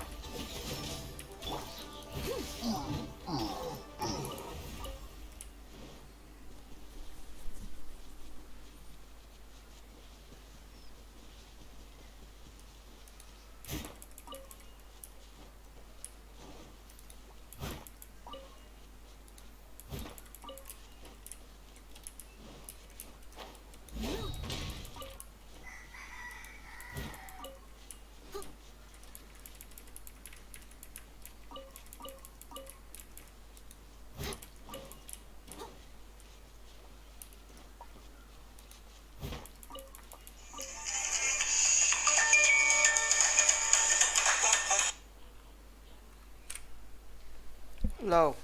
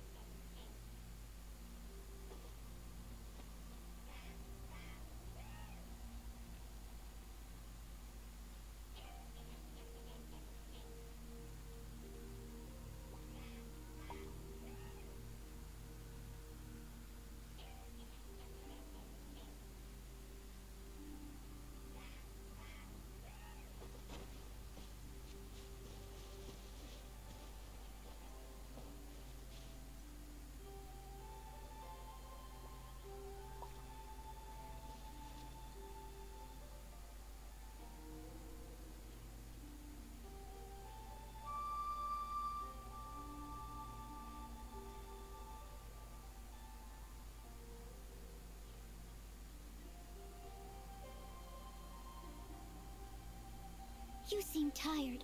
Would you like some tea? I'll brew you some. Do you take sugar? 1 cube or 2?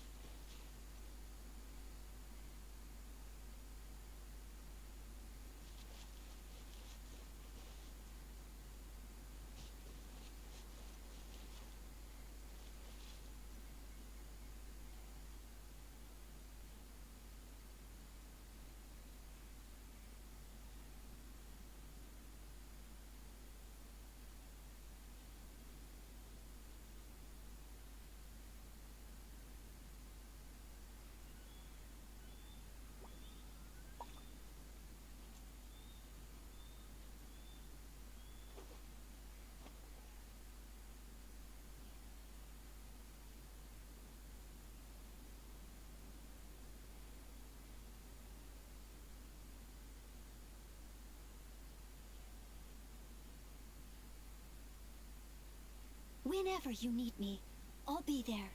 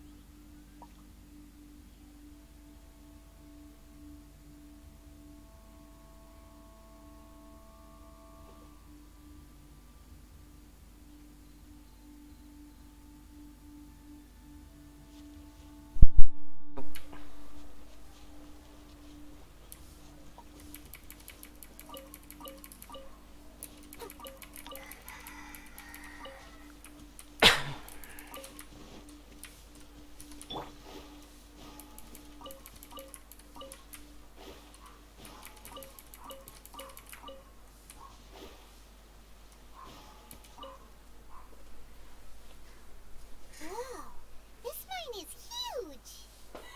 This is where the incident occurred. 6 days ago, a group of us left the site to attend to other matters. When we returned, the 4 men we'd left behind had vanished. I led a team around the entire mine, but found no trace. That's when I decided to enlist help. So 4 miners have disappeared. Yes, there were 10 of us. We lost Long, Bold Sen, Brave Sen, and Mao. I worked with all of them. Workers in this trade are usually young men in the prime of their lives. Could it be that the 4 of them left for another mine? Unlikely. There's no other lodging for miles around, and we didn't pass any other mines on the way over. Huh. Such a huge mine. Did you really manage to explore every corner? Underground, overground, we left no stone unturned.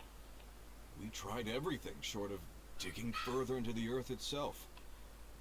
How could 4 sturdy young men just vanish into the bedrock? We'll need to explore the site ourselves before extracting any conclusions. Very well. I'll wait here. Please, proceed wherever you'd like. If you come across any clues, let me know straight away. So strange. How could the 4 of them just suddenly disappear? Did they run away from something? Let's look around first and see if we can find any clues. Where did my friends disappear to? I tremble just thinking about it.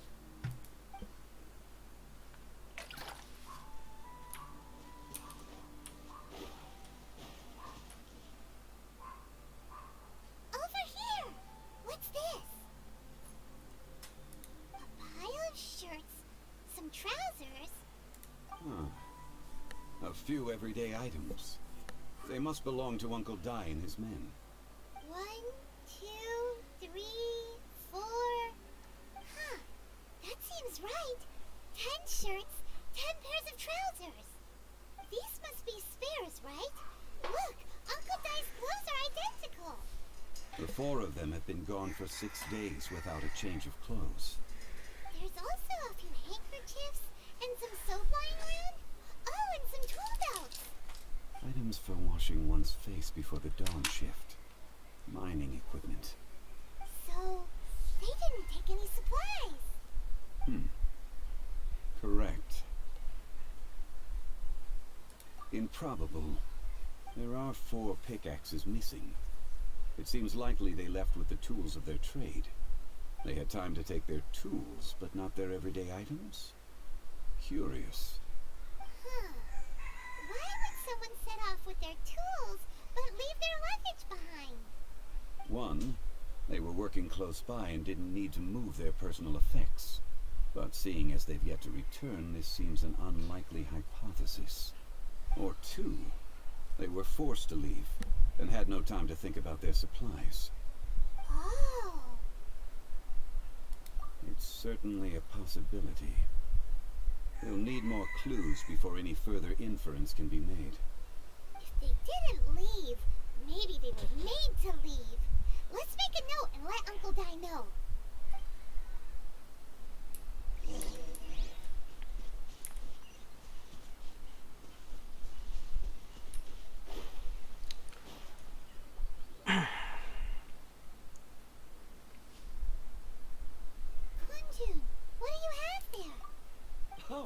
time. Did you find anything?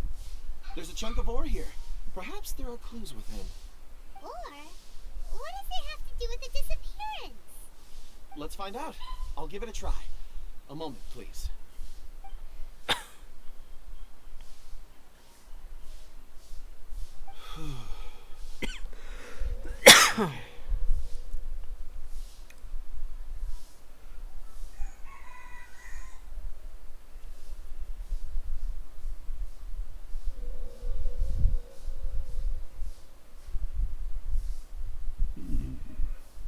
Looks like he's concentrating really hard. What's he up to? I see 4 men following someone out of the mine. It looks like a child. A child? What's a child doing in a mine? I'm not sure. Also, how did you see anything exactly? Oh, I don't mean see in the traditional sense. I would appreciate it if what I'm about to tell you remained a secret. It's a little odd. I've never dared to tell anyone before. I can perceive the memories of ore. Huh? Perceive? So there's no conjecture at work? You mean you can put your hand on a rock and boom, it just happens? I've always sensed that ore contains memories. Sometimes it records events that occur in the surrounding area. All I have to do is touch one and focus my attention, and the memories come to me. Amazing! So you can find out everything that ever happened there. It depends on the ore. Some ores have astounding memories. Others, like iron ore and white iron ore, aren't up to much. Their memories are hazy. Core lapis and crystal memories are much stronger. They record more events and in greater detail. Stone seeing. Fascinating. A rare ability indeed. It was prudent of Uncle Dai to recruit you, Mr. Kunjun. I'm glad I can be of assistance. Based on what I saw, I believe they followed this path. This will take us north, away from the mine. North. Another clue for Uncle Dai. Let's make a note of it.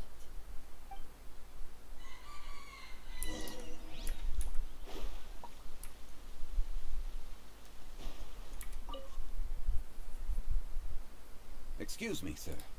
Are you one of the workers here? Ah, yes. You must be here about the disappearance. Please, find them if you can. I don't know what happened. The weather was gloomy that day. The foreman left with a few men. I stayed behind with the other 4. After a while, I decided to take a break, just to catch my breath. I ended up falling asleep in the shelter inside. When I woke up, there was no sight of them. I'd only just been speaking with them and suddenly they'd vanished. Maybe I'm next. So the men that were out working disappeared, with the only one left to tell the tale having been asleep in a shelter. Perhaps an accident occurred on site. Oh, what a scary thought. An on-site accident.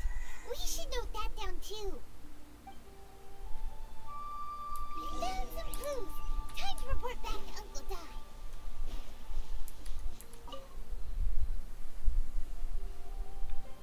You're back. How are the investigations going? We found 3 clues in the vicinity. First, there are 4 missing pickaxes, yet everyday items are still in their place. This suggests that your men didn't leave of their own accord, but were forced to.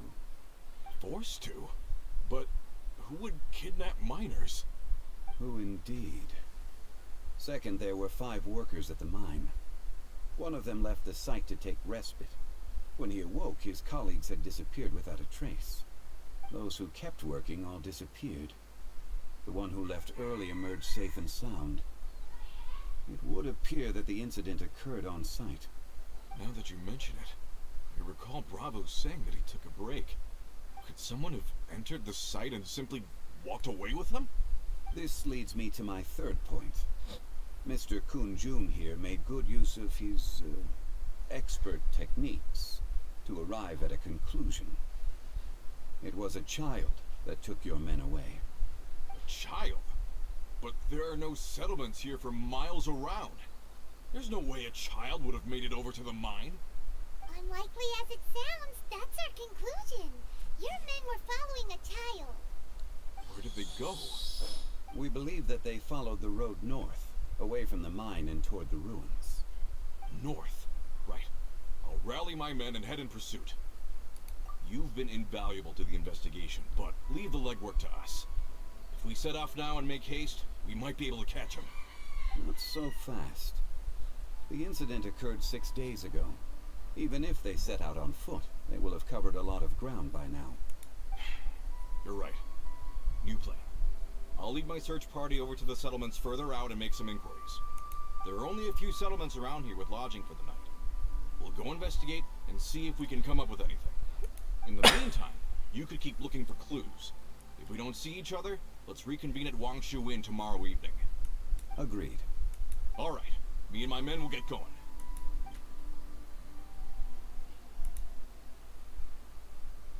So, they're gonna talk to the people over at the settlement. Correct. But there aren't any more clues at the mine. Shouldn't we go north? Wait. I believe we're missing someone. Huh? Oh yeah! Where's Kunjun? Paimon bets he's still investigating. Let's go find him.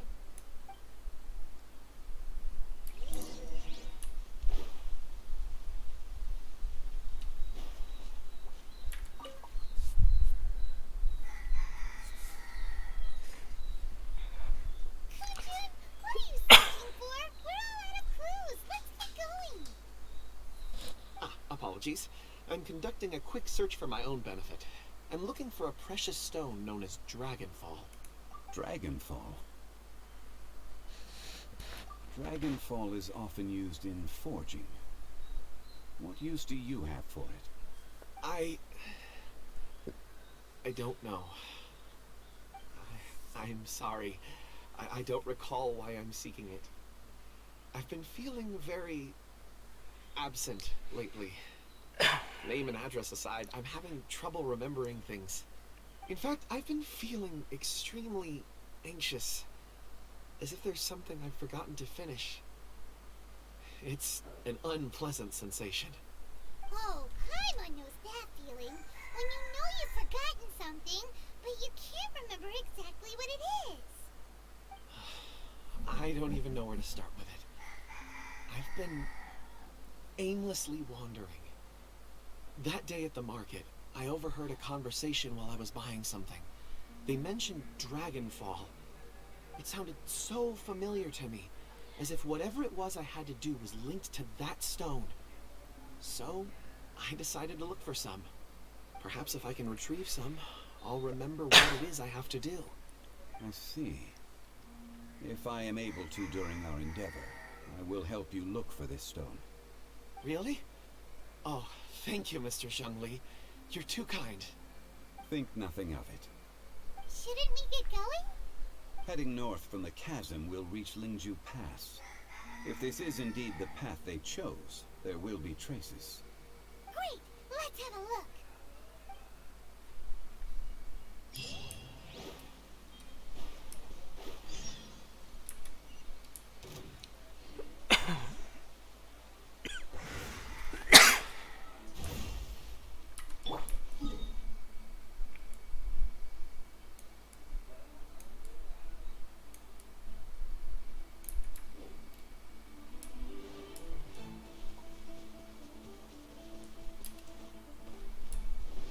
À, cây này rồi.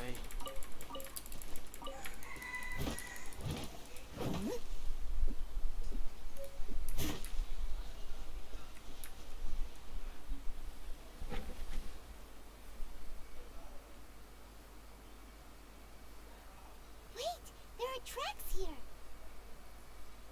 These must have been left by the miners. Let us make our way to the end of Lingju Pass. If there are no footprints there, it would suggest that the miners are still within the pass itself. However, if we find new tracks, we can follow them wherever they may lead.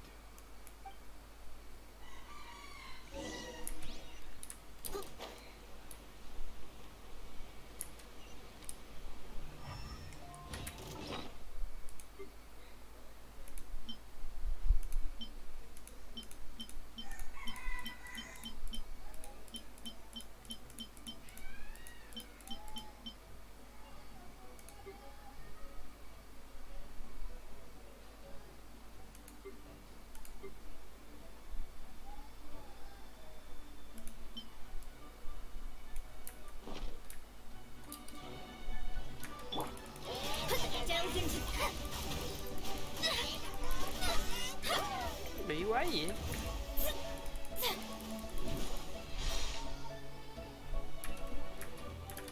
You can't run! Shadows of fate! Steady as stone!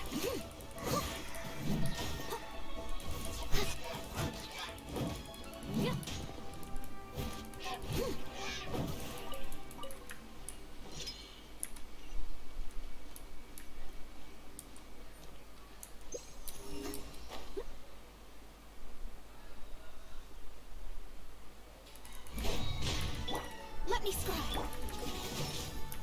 Motion to compel! I must leave no stone.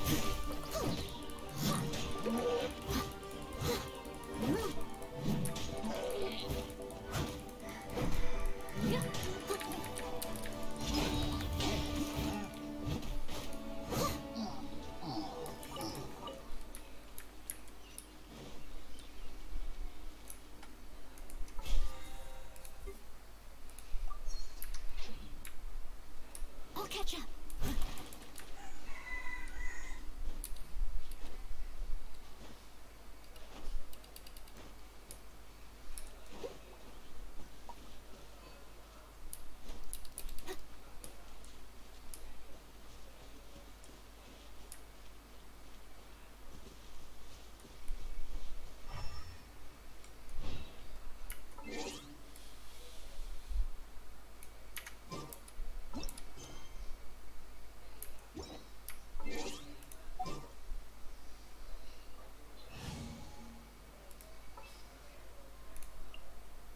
Some in-the-field research?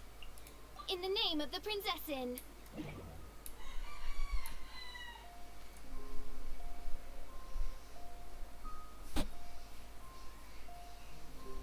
Hey! Footprints! It would appear that they made their way through Lingju Pass and kept moving. If we follow their footprints, we should be able to find where they went.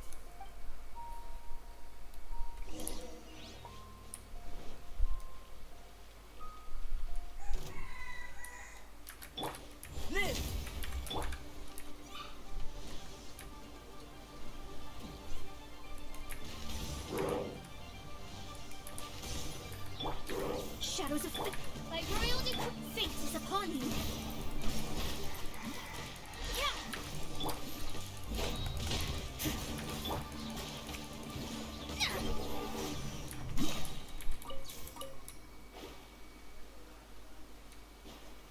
Oh no!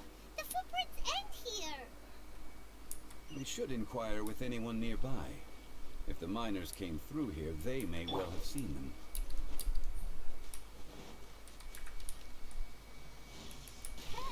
Nãy xung quanh này thủ vệ di tích không, mình cũng có người khai thác được hay thì. Come to be! Let me decide it by destiny!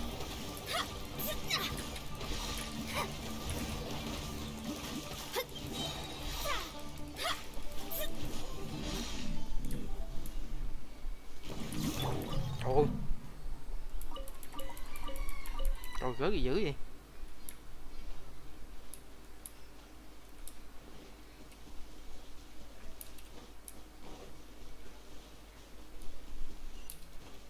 Hi there!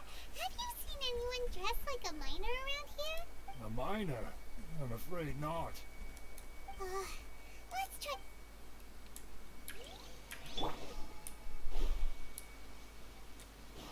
Hello?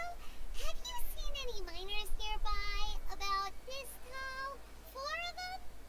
Stop bothering me. Can't you see I'm cloud watching? Jeez, a little grumpy, aren't we? Whatever. Let's...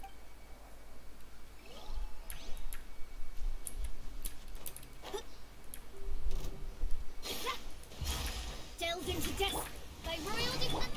You can't run! Steady!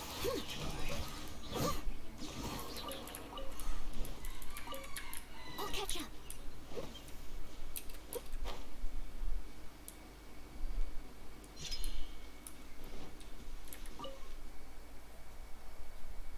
Hey there! Seen any miners? It must have been about 4 or 5 days ago. There were a few men who came through here carrying baskets and picks. I guess that could have been them. 4 or 5 days ago. It appears that they were moving slower than we'd anticipated. It was so strange. 4 big guys with lifeless expressions. It was like they were in some sort of trance. And there was a child staggering in front of them. Huh. This child. Did you see what they look like? I caught a glimpse. Blue hair, short. I think it was a girl. She wasn't smiling. In fact, she looked very serious. And they took this road? Yes, they followed it. Let's go after them.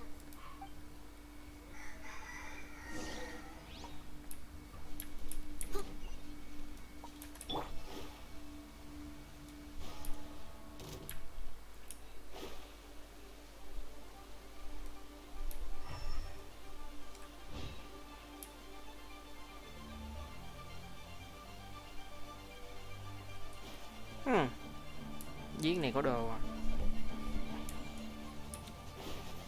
Let me scribe. Burst forth. Odds for big.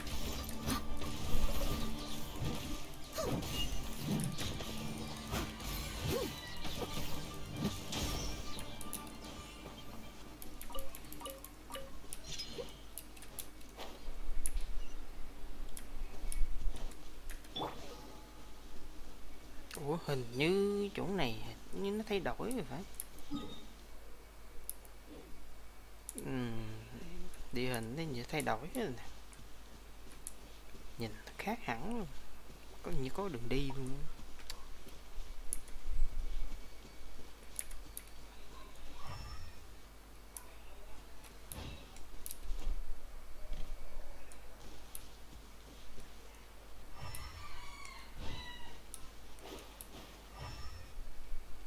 More footprints.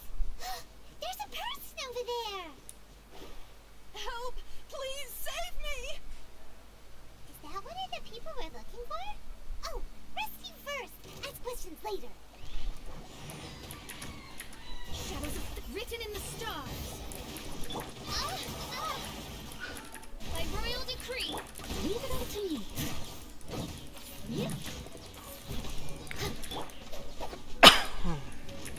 Live.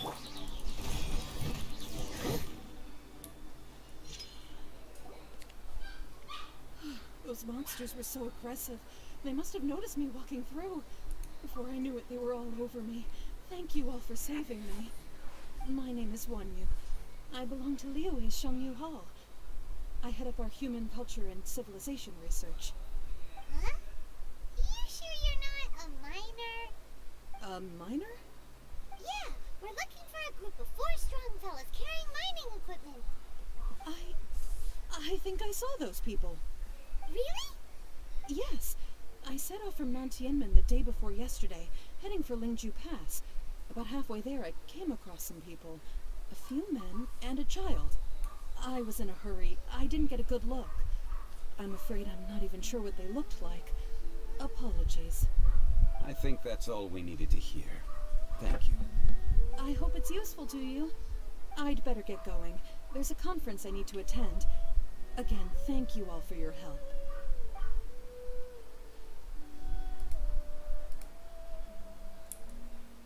According to the scholar, the miners were heading for Nantiamun. Can we be absolutely sure that it was the men that we're looking for? A child with a group of adults. Sounds pretty close to Paimon. What? Hey, perhaps that rock over there can tell us more. Aha! Paimon nearly forgot about our secret weapon. It looks promising. I'll do my best.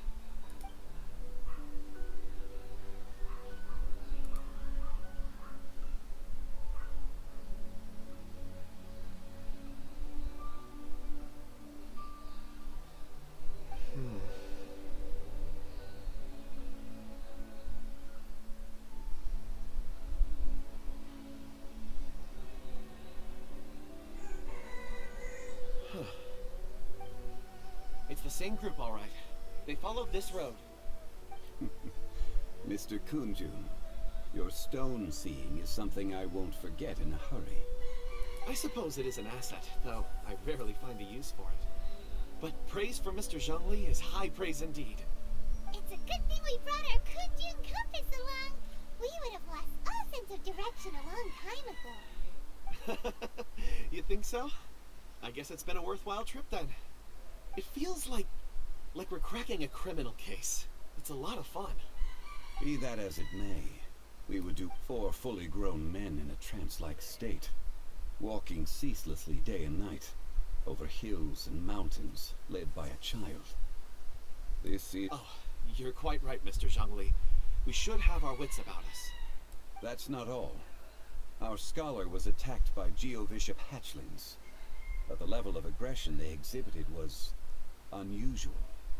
We have encountered many clues along the way. So far, they've pointed us in the right direction. The miners headed in the direction of Nantianmen the day before yesterday. From here, they would have had to navigate a perilous mountain road.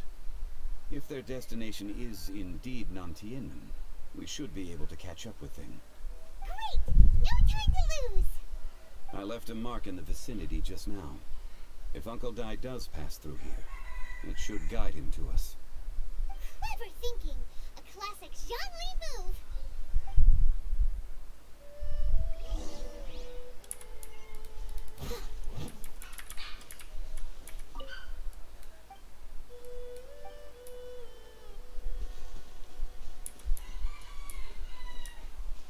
Chơi mày luôn.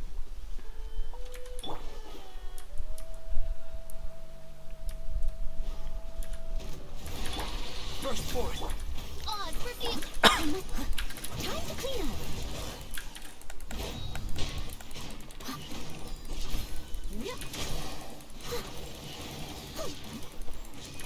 Someone needs assistance.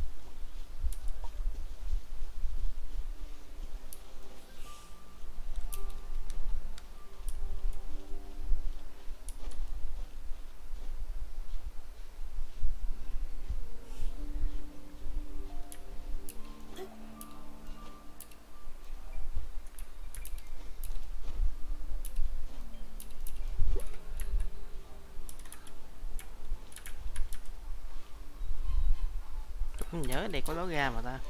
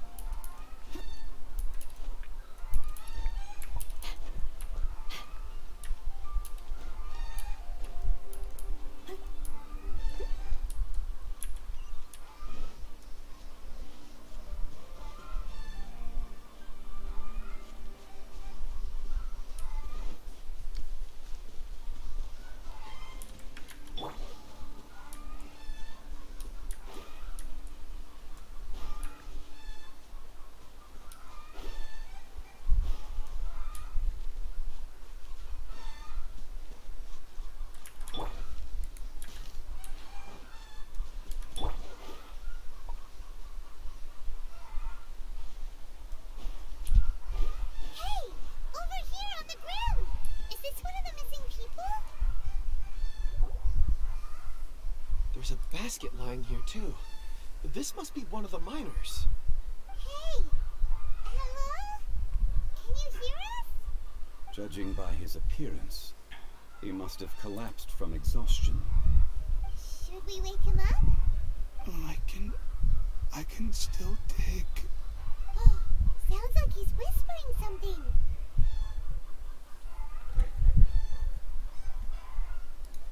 seems that he thinks he still has work to do. Something's not right. There's a camp nearby. We should take him there and monitor his condition before deciding our next move.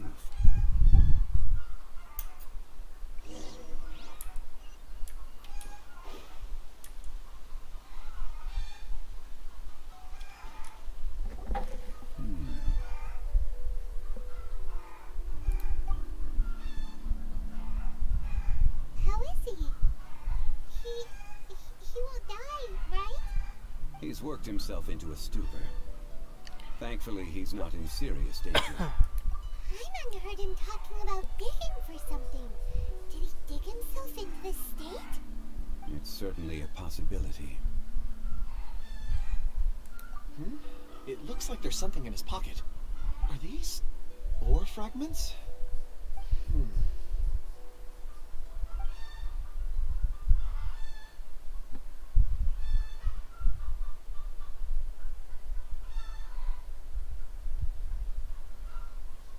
I just witnessed the memories within these ore fragments. This person brought these fragments out of the mine. He's one of the 4 that we're searching for. How he came to be here is what we need to understand. So he was kidnapped and then abandoned here. But if they didn't need him, why bring him all the way out here? Unless something happened. Something that led him to fall behind. Ugh. Paimon's had enough. This is too mysterious. Oh, wait a moment. Seeing these fragments has jogged my memory. I have something for you. What is it? Oh, is it a present? Something for us? As I mentioned, before I met Uncle Dai, I was in a daze. After setting out with you on this case, it feels like a fog is lifting. I was so happy when Uncle Dai enlisted you to help. I would never have managed to track down these clues by myself. These are some crystals that I bought from the market. Not any old crystals, mind you. This purity is extraordinarily rare. One for each of you. A memory, if you will. It's beautiful. Oh, and the colors change as you turn it. It's like a different crystal from each angle. But of course, take it. And this one is for Mr. Shangli. Huh? Is something wrong? Not to your liking? On the contrary. I just hadn't anticipated receiving a gift during the current circumstances.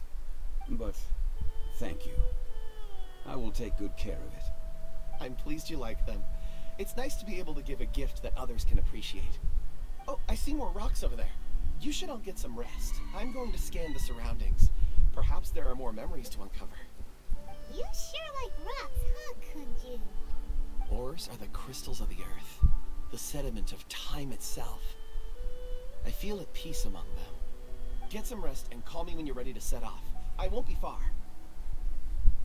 Rest easy. I surveyed the area. There's no danger here. Oh, however, there is something I wanted to discuss with you. Huh?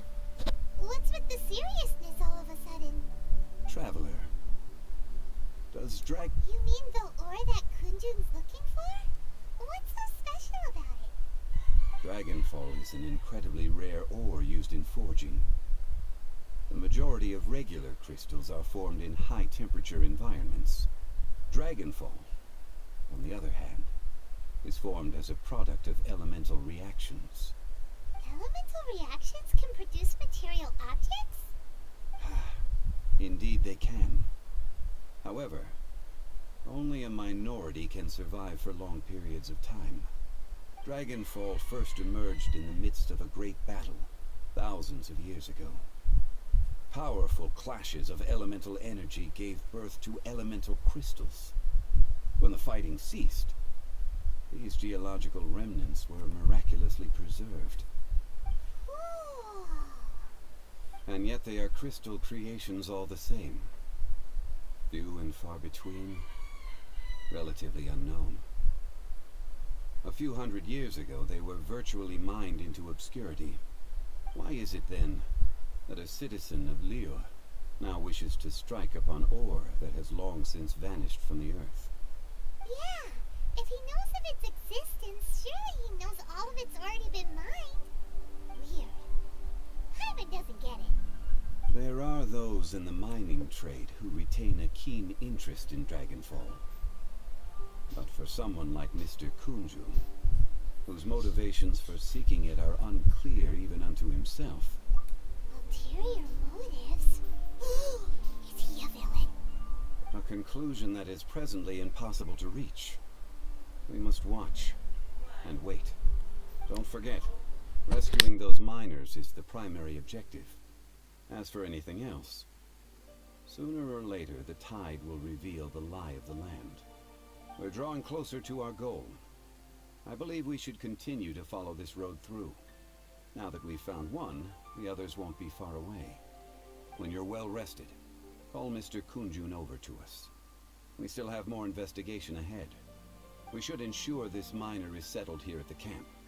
Once we've brought this matter to a close, we can return and attend to him.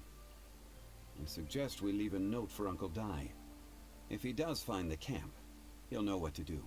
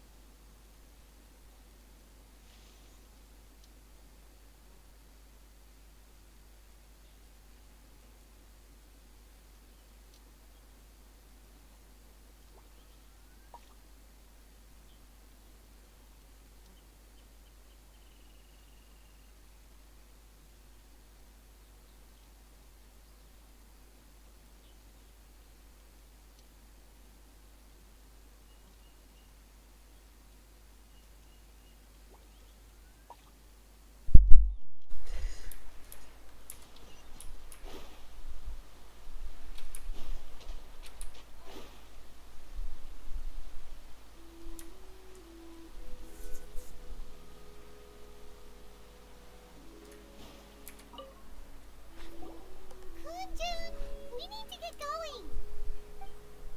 No problem. I'm done here. Any results, Mr. Kunjun? There are many beautiful rocks here, but nothing out of the ordinary. I couldn't find any clues. Then again, the memories of ore can shift with the passage of time and the changing of the environment. Difficult to say. I feel that ore memories tend to be from the recent past.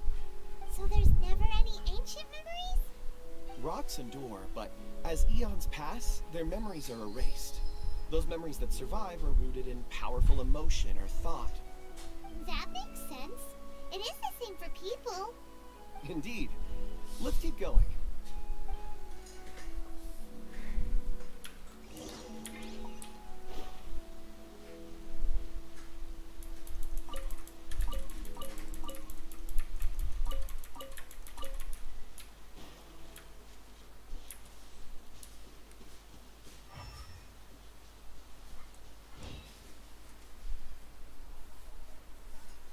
Wow. Such an immense tree. And there's so many mysterious looking crystals up there too. Amazing! This ancient tree. Let's conduct separate investigations. I'll take that area. Perhaps you could survey this section. All right then. Kunjun, can you see anything worth investigating? Well, there is this stone tablet here. Doesn't seem very interesting. Hyman's gonna look over there. Huh. It's worth a try, surely. Let me see. Oh!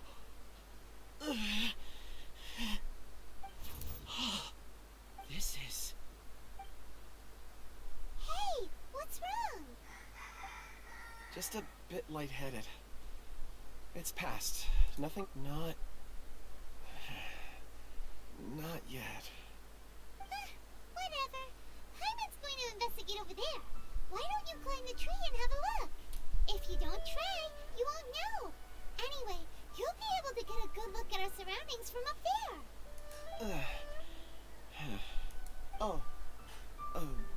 You think? so? When has Paimon ever come up with a bad idea?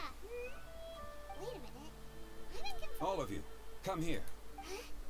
Zhangli's voice came from behind the tree. Did he quick? Let's go see. Maybe he found another miner.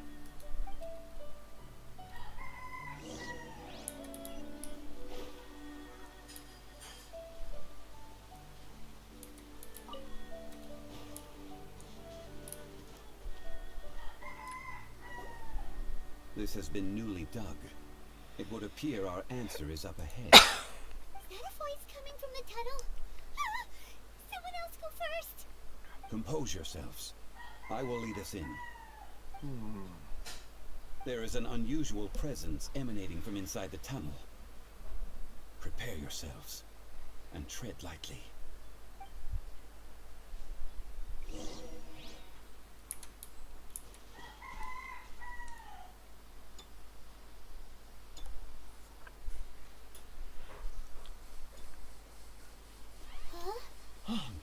This is... The missing miners are here. What are they digging for? I'm afraid that this whole tunnel is the fruit of their strenuous labor. That gate. Has it been there all along? Digging a tunnel to this ancient seal. Had they not been discovered, they would undoubtedly persevere until the gate.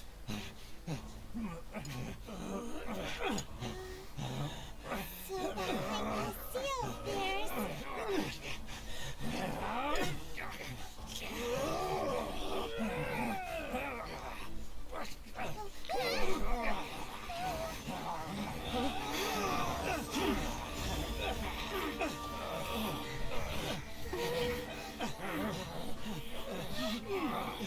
What do we do? We can't hurt them.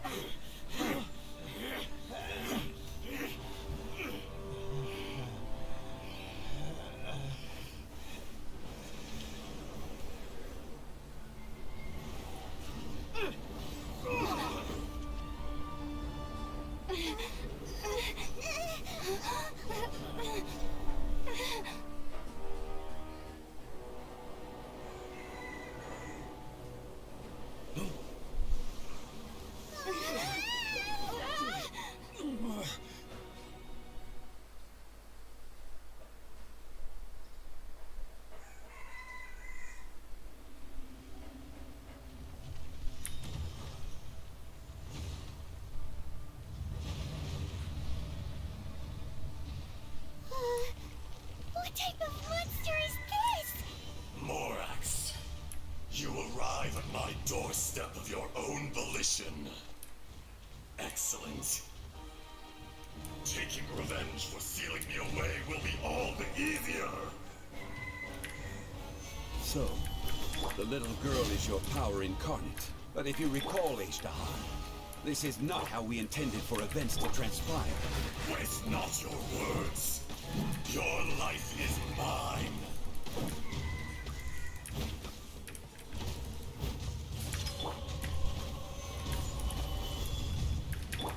Come into being.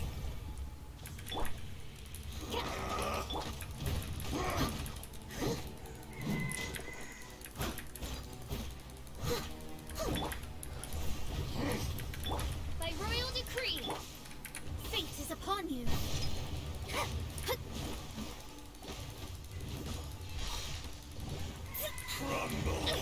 Leave my spade curses.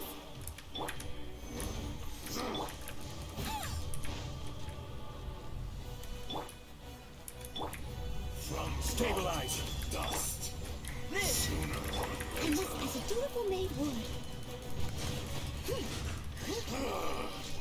Is once not enough?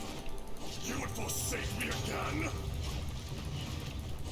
If that is what you choose to believe, so be it. He who bears the weight of memory is destined to shoulder the burden of truth, as it ought to be.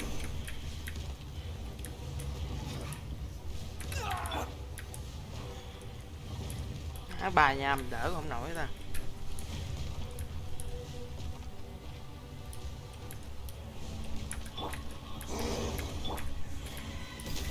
moments of birth. Still with him. Be trust. Quake. Let me start. Oz, reveal thyself.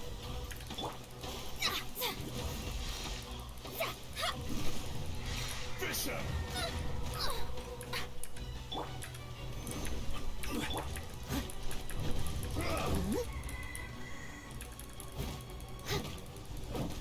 There is no Shadows of atonement fate. for 1,000 Midnight years Phantasmagoria.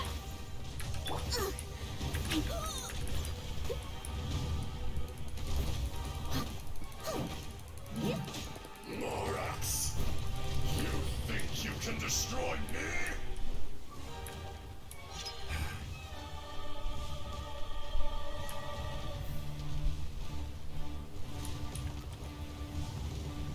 Watch out! Allow me. You've recovered. How can that... Focus your efforts, Morax. Delve into destiny. Crumble! Burst forth. Leave it all to me. By royal decree. Written in the stars.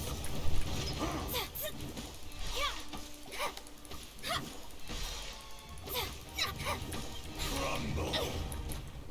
The Cô mạnh stars dữ người ta. are fading. Steady as stone.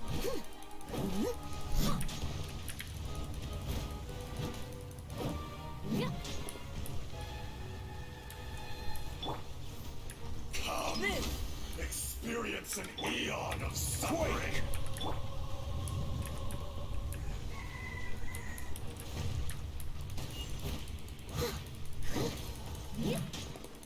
There is no atonement for 1,000-year pain.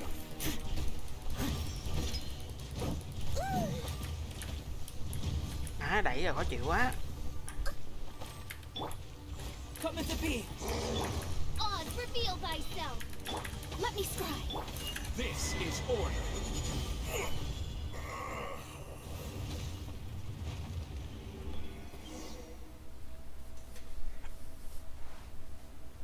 Morax, 1,000 years after you sealed me underground, you return for the second time.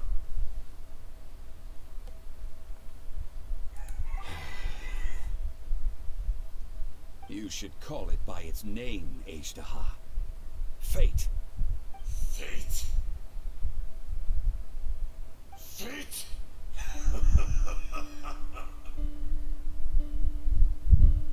So here lies the wisdom of the gods.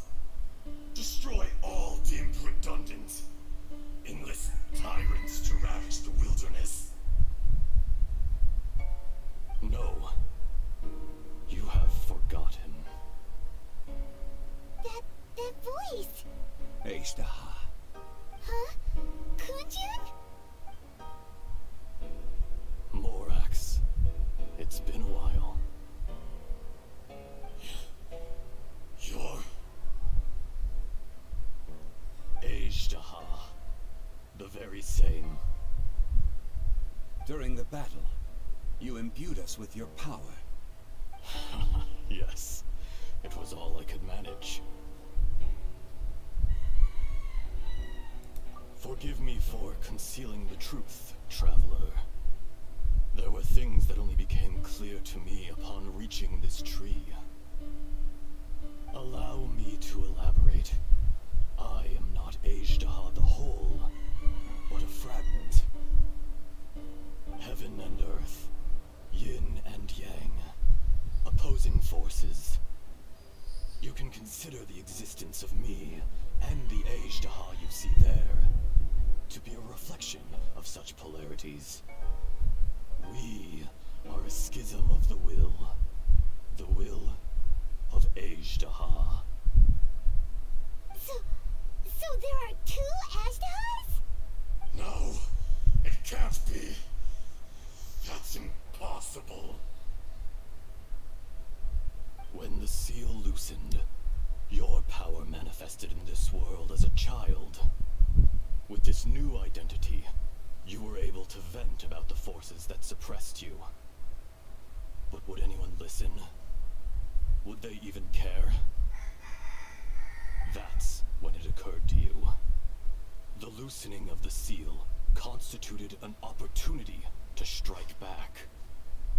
Kidnapping the miners was all in aid of digging to the entrance to the seal itself. Your plan was to launch an attack on both ends, from outside and within, thereby fully destroying the seal. The audacity! Are you insane?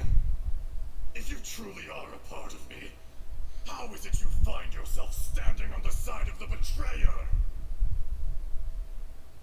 I was another power awakened with the loosening of the seal. Too weak to reincarnate, but strong enough to possess a human body. I was barely conscious. I couldn't remember who I was. Only the past would elicit a reaction from me. But my aim was clear. Find Morax, and aid him in stopping you. I had sensed that something was amiss when you mentioned Dragonfall. Had your power been but a little stronger, I would have recognized you. Don't blame yourself. I have changed beyond all recognition. Only when I touched the stone tablet did I truly remember. It's been so long. A secret beyond all comprehension of youthful humanity and ancient dragonkind. Morax, do you want to tell the tale? There would be no harm in it. The decision is yours. You haven't changed. Then allow me.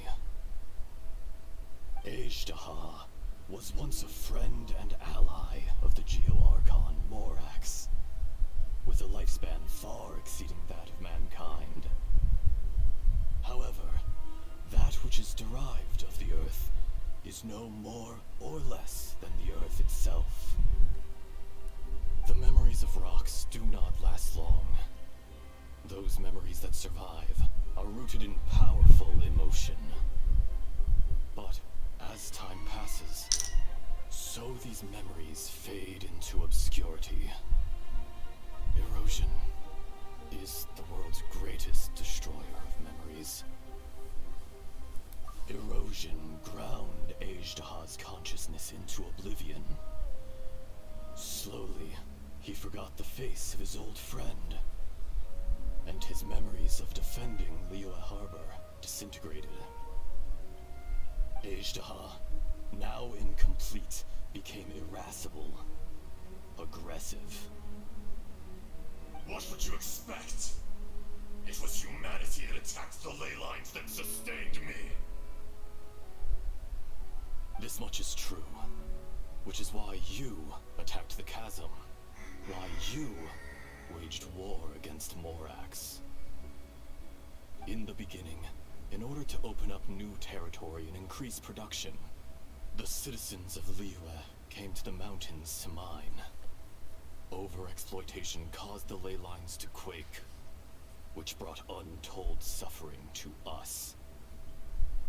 Erosion made us even more savage. No matter how we struggled, we lost the ability to coexist with humanity. We lost all reason. Morax shared with us some of his power to prevent further erosion, but it was futile.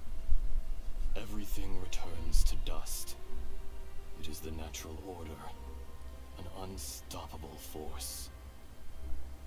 And so, we became you.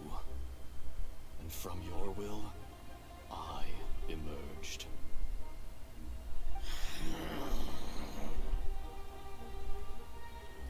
I am your final contract. Witness the promise between Ejdaha and Morax. You can hate me, but you cannot deny me. No! No!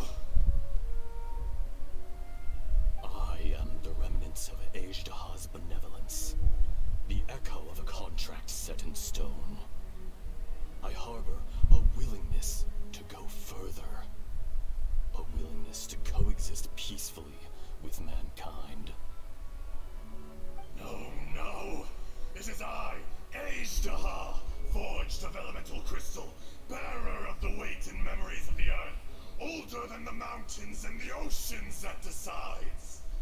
I will not swear allegiance to this insect. Morax is not an insect. A lord over insects is nothing but an insect in turn. You forgot yourself. Nobody held Morax in higher regard than you or I.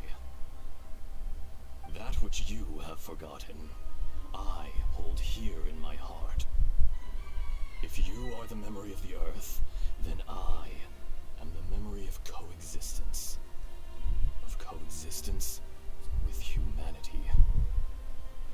All powers under heaven, rise and fall of land and sea. A star appears within the wild. A sun ascends as bright as jade.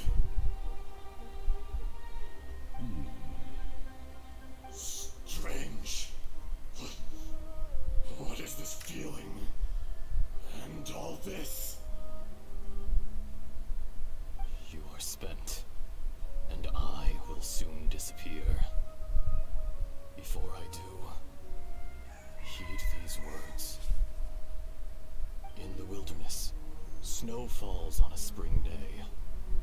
In an instant, it will melt, even where it is fleeting and leaves no trace, even where it will never fall again.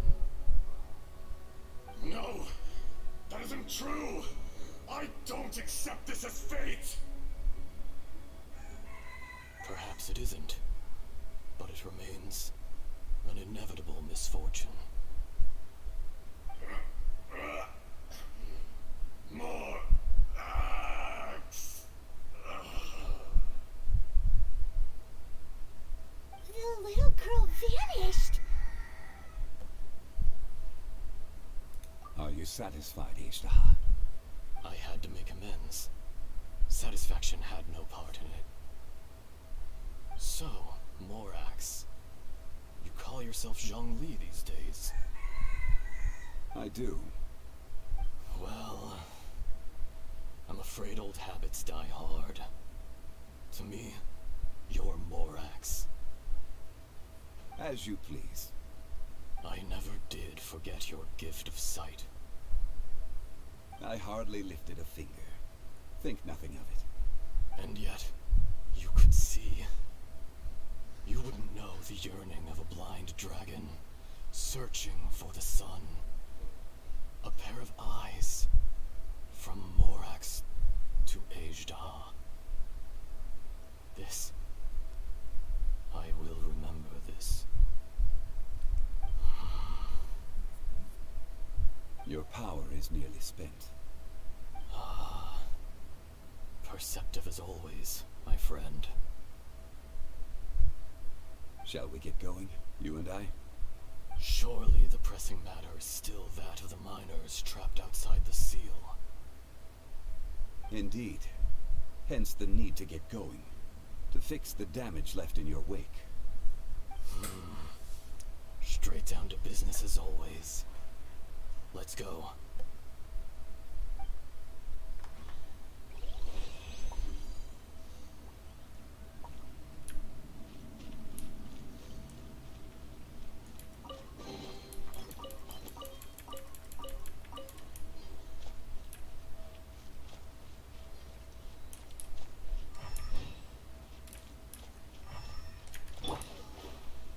Biết xung quanh thì có gì không ta?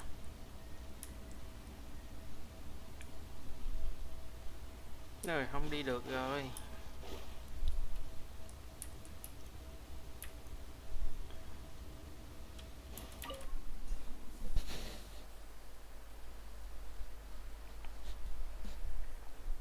Huh? How did we get here? We need to go back and check on the miners.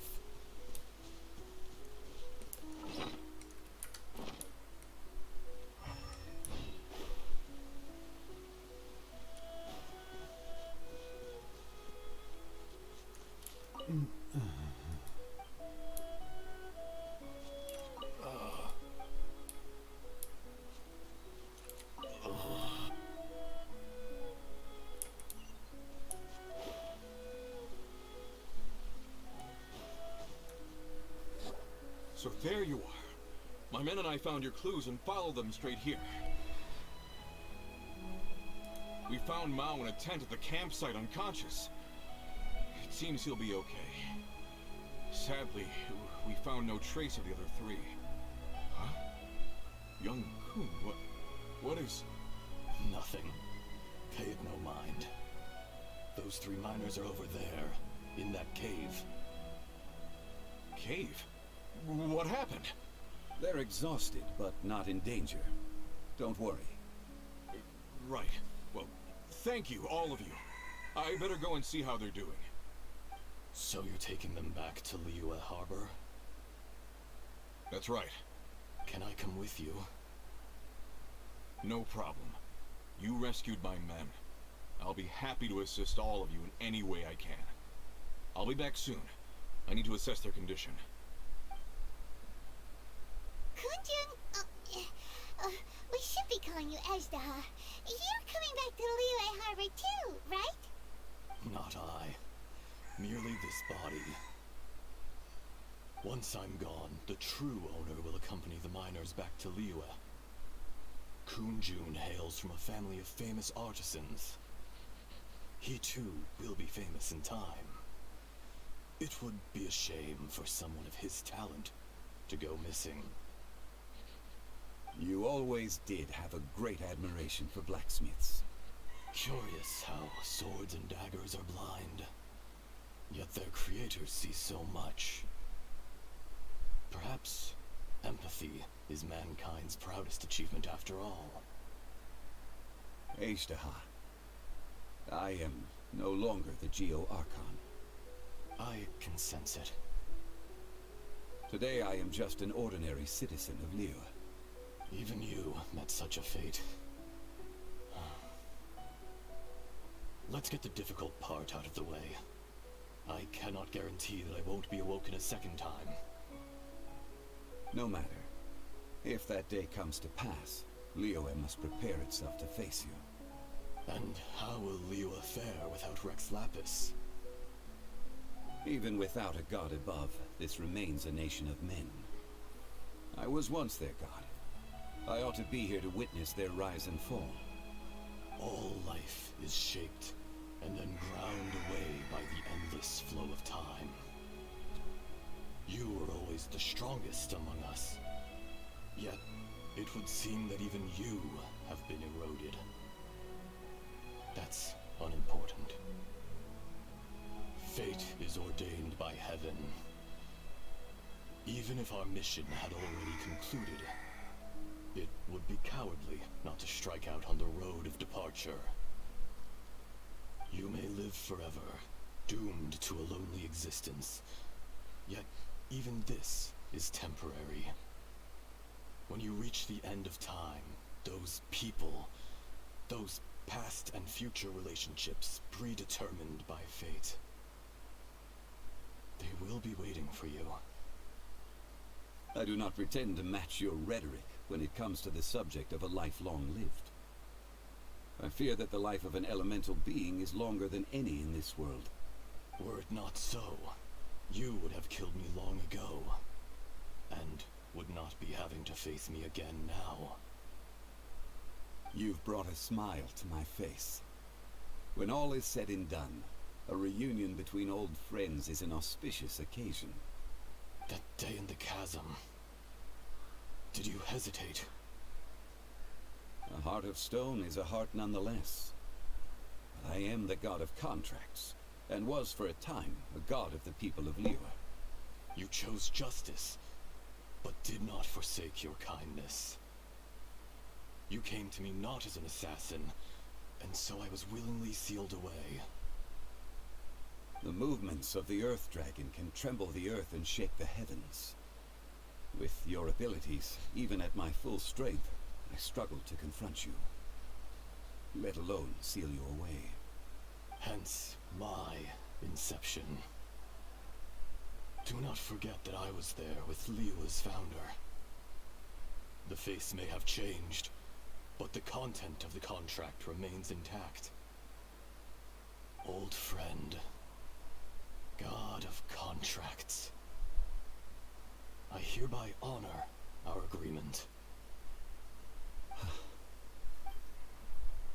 Thank you, Ishtaha. My life is at an end. I will join the eternal flow of time. And you, Morax, you will live for many a day to come. You're leaving? If it is fated, Morax, we will meet again.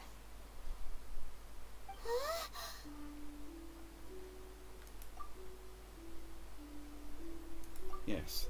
Don't be alarmed. He's only asleep. Whoa. That was so weird. It was like he suddenly became another person. In fact, we have yet to meet the real Kunjun. He was. Centuries may have passed since then, but events from 1,000 years ago remain crystal clear in my mind. In our last tale, Rex Lapis was walking alone in the mountains. He heard a remote voice, unlike any other, coming from a crack in the earth. Most of the ancient geo-life forms that live below Liyue are blind, having not seen the sunlight for an age. The voice was sometimes sad and song-like. Other times it was loud and thunderous. The Lord of Geo searched here and there before finally unearthing a strange stone from the bedrock. That's how Ishtaha was. I answered his wish and took him above ground. The Lord of Geo took pity on the rock spirit and carved it into a magnificent work of craftsmanship, a vivid representation of a dragon. I bestowed him with a pair of eyes to see the world and came to an agreement with him. With his fingers, he made 2 eyes. Quicker than words could tell, lightning flashed and thunder roared, and a living, breathing dragon soared into the clouds. I agreed to let him live among the people above ground. But if the day ever came when he brought ruin to order, he would once again be sealed in the dark. The dragon accompanied the Lord of Geo, fighting campaigns alongside him in the 4 corners of the world. We have a saying to eulogize these events.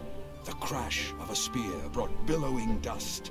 The mountains and waters made way at the sound. The sight of a dragon bestowed with a touch the promise of rainwater blessing the ground.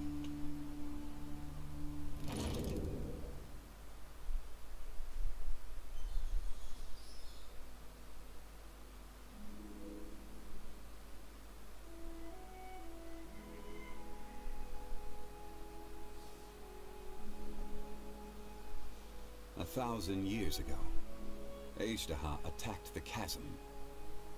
I tried to obstruct him, fighting him tooth and nail down the length and breadth of the mine. Finally, I brought him down and sealed him underground. During that battle, Dragonfall was born. Ishtaha could sense the stone. Subconsciously, he wanted to use it to find me. Despite being the victor, I could not claim to be stronger than he.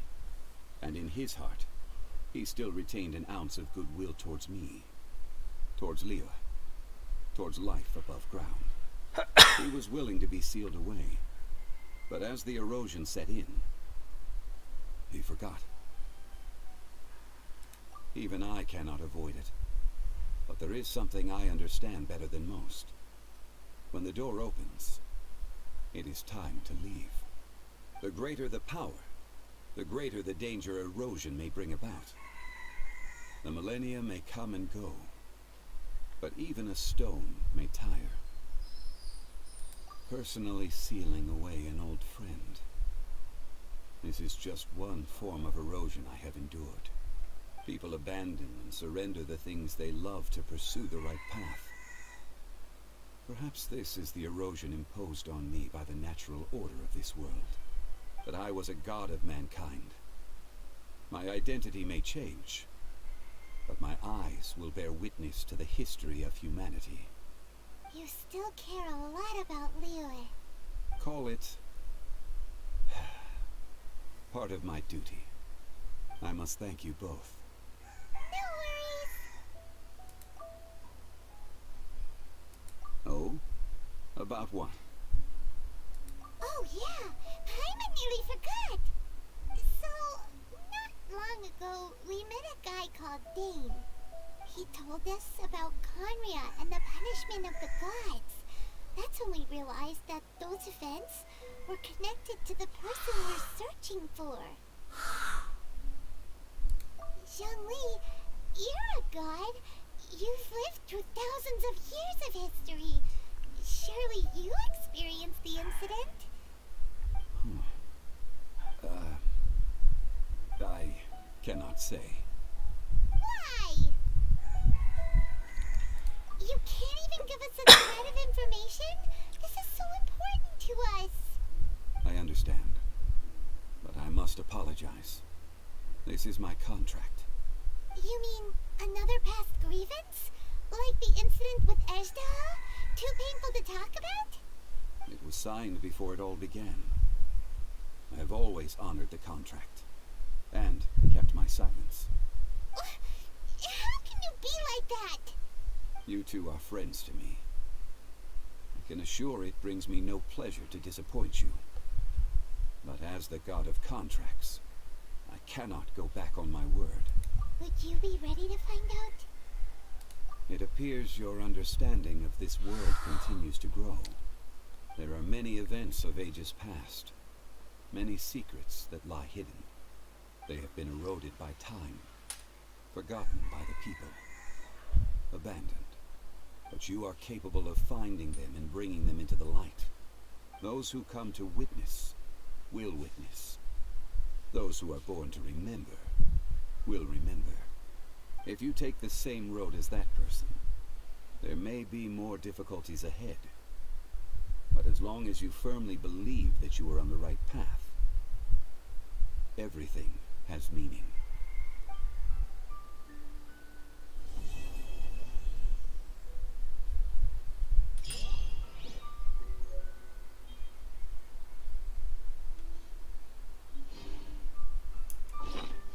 Dung môi ở mộng mà.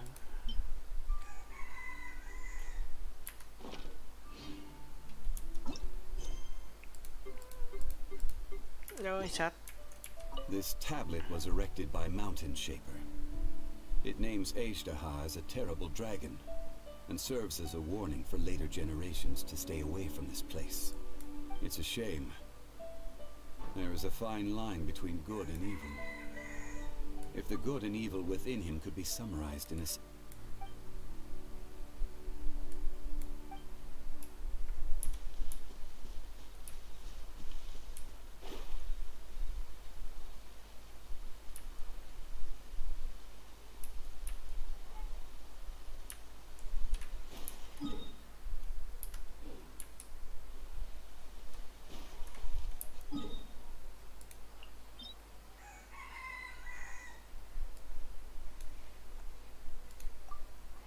Khô máu cái mày luôn.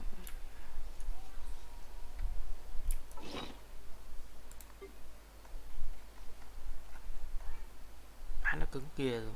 Lên cái gì đây ta? Giáp nè. Đam nè. Vô.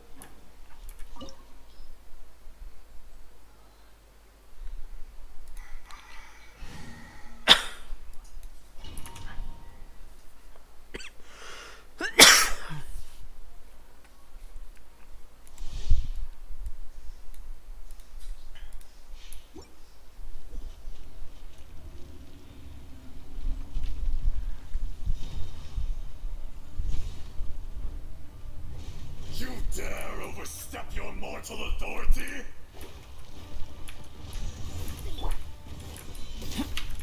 By royal decree, I must have a good night soon. Ê, chưa gắn máu. Ủa lộn. Crumble.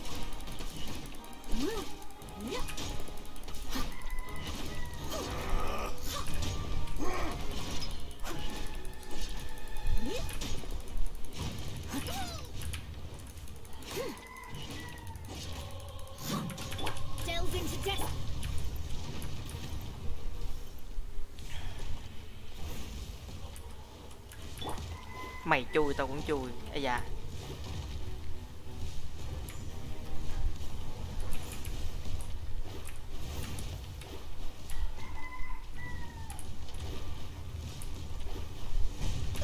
Đi. Let me scribe. There is no atonement for a thousand years of pain.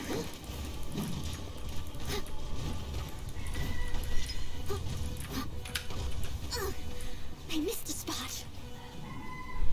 Gì đây? Today, you witness your reckoning. Thủy à?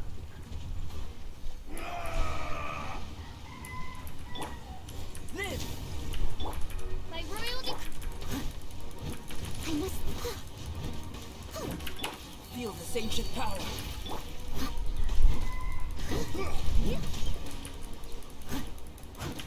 As you wish, main Fräulein. Fisher! Ôi đồ, má cái thủy đó đau quá vậy ta.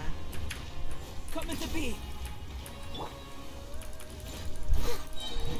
Cowardly insects!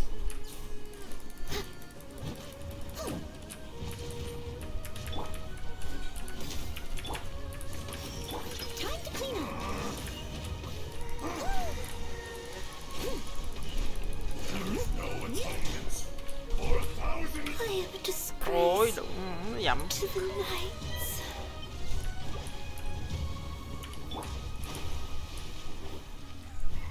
You stand upon your tomb, though you know it not.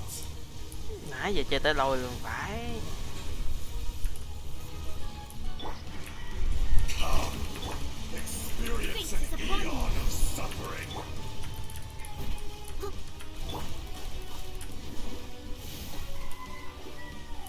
Có nhai à.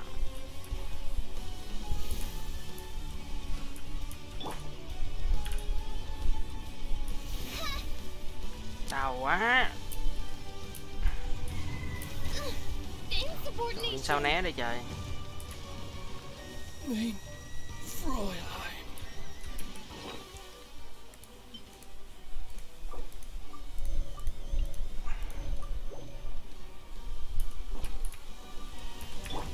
Burst forth.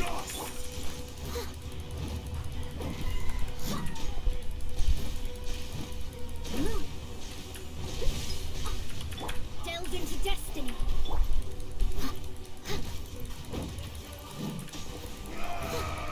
À, nó kháng cho được vật lý rồi. Đánh không thấm luôn.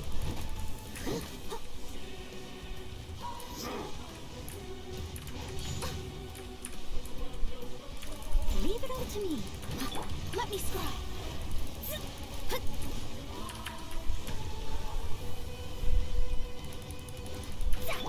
The enraged earth will not absolve you. Cái gì vậy? Đang bấm văng này ra. Căng quá.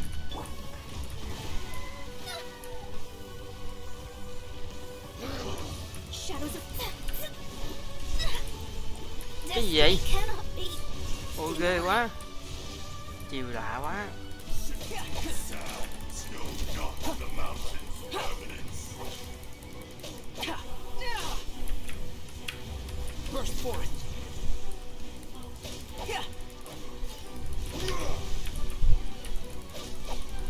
Ê.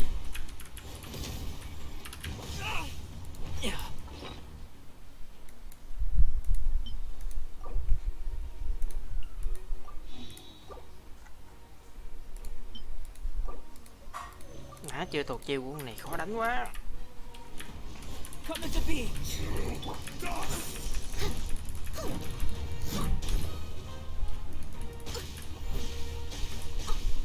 I am a disgrace to the knights. Down this yonder. Detestable. Má ơi, chiêu nó ảo quá. Khó gấp 3 lần con hồi nãy. Experience an eon of suffering.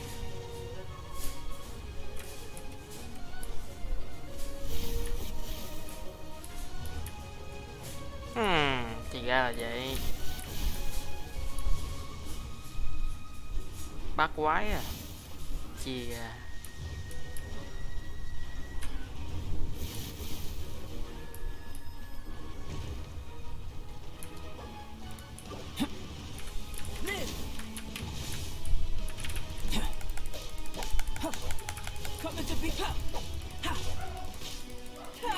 À, đánh giống gại quá.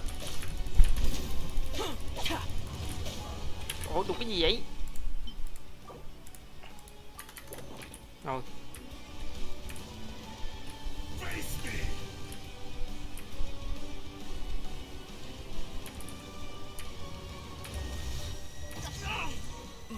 Trời, đéo tin luôn.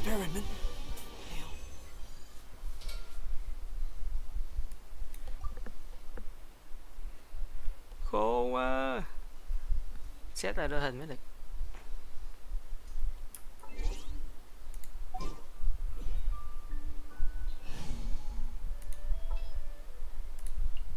All right, let's go.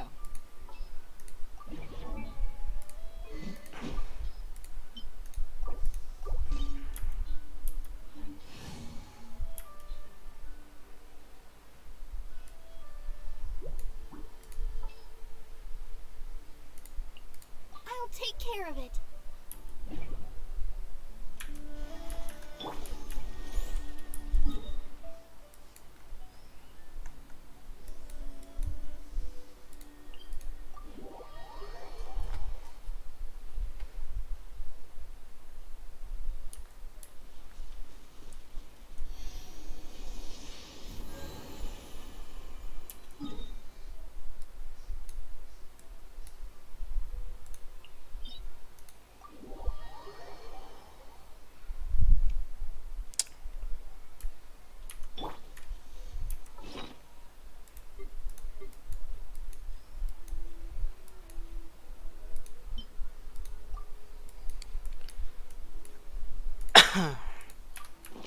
Cỏ nhai à.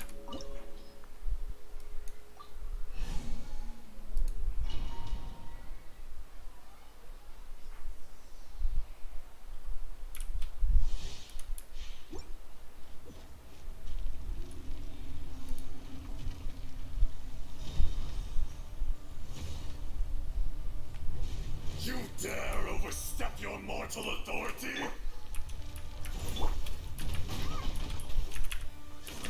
Let's dance.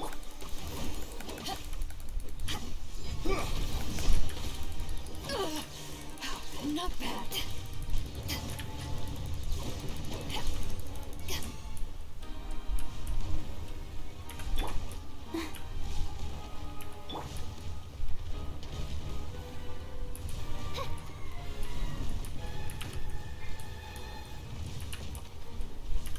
I'll protect us. Oz, reveal thyself.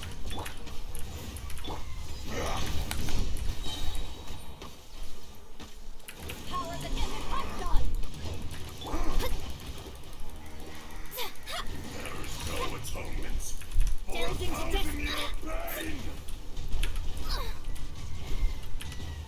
The stars. Trời ơi, lắc bấm không được luôn á, chán thiệt. Today, you witness your reckoning. Đúng rồi, nước đi.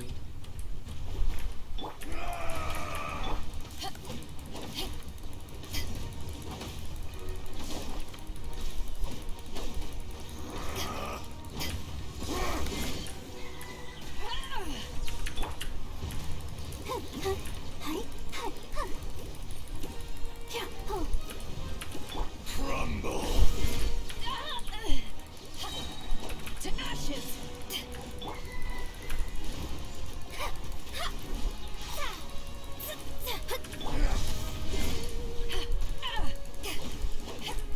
The enraged earth will not absolve you.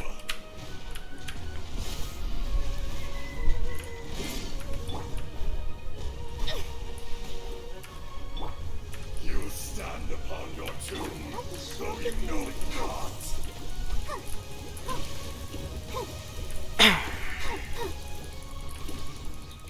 Come, experience an eon of suffering.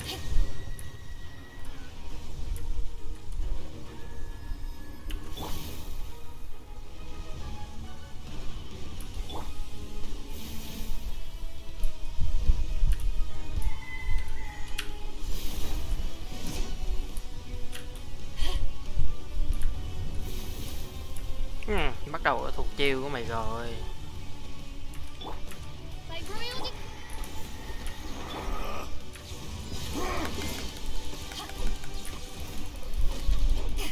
À, nước nó tung tóe rồi.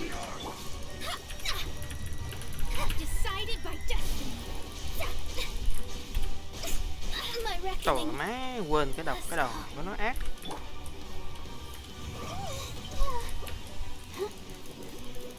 Mình quên cái chiêu đó của nó nữa.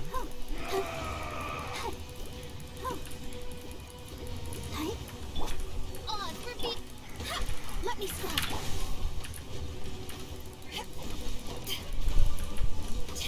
The enraged earth will not absolve you!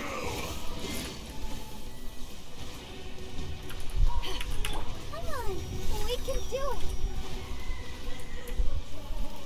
From rock to dust. Let's Sooner dance. or later. My royal. Be crushed.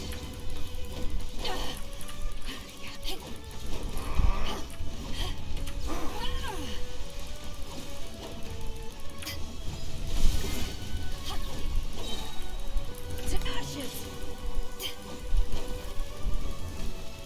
Fisher!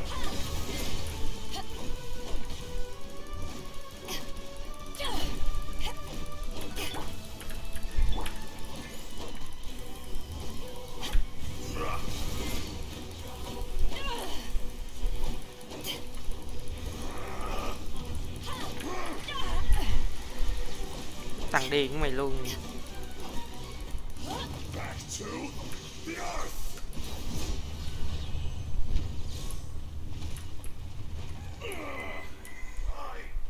I will not be destroyed. Gì đấy?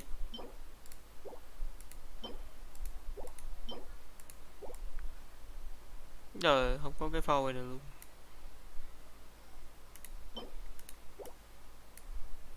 Rác không.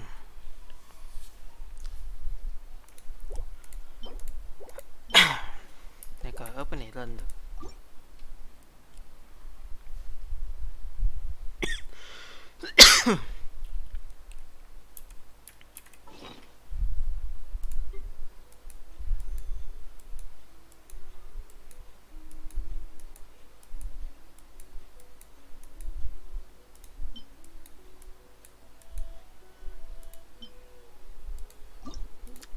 Đền bạo kích là ngon.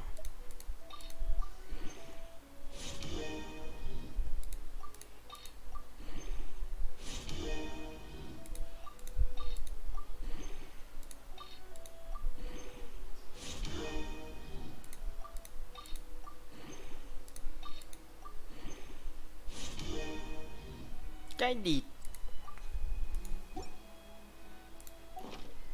Rồi, thôi nghỉ.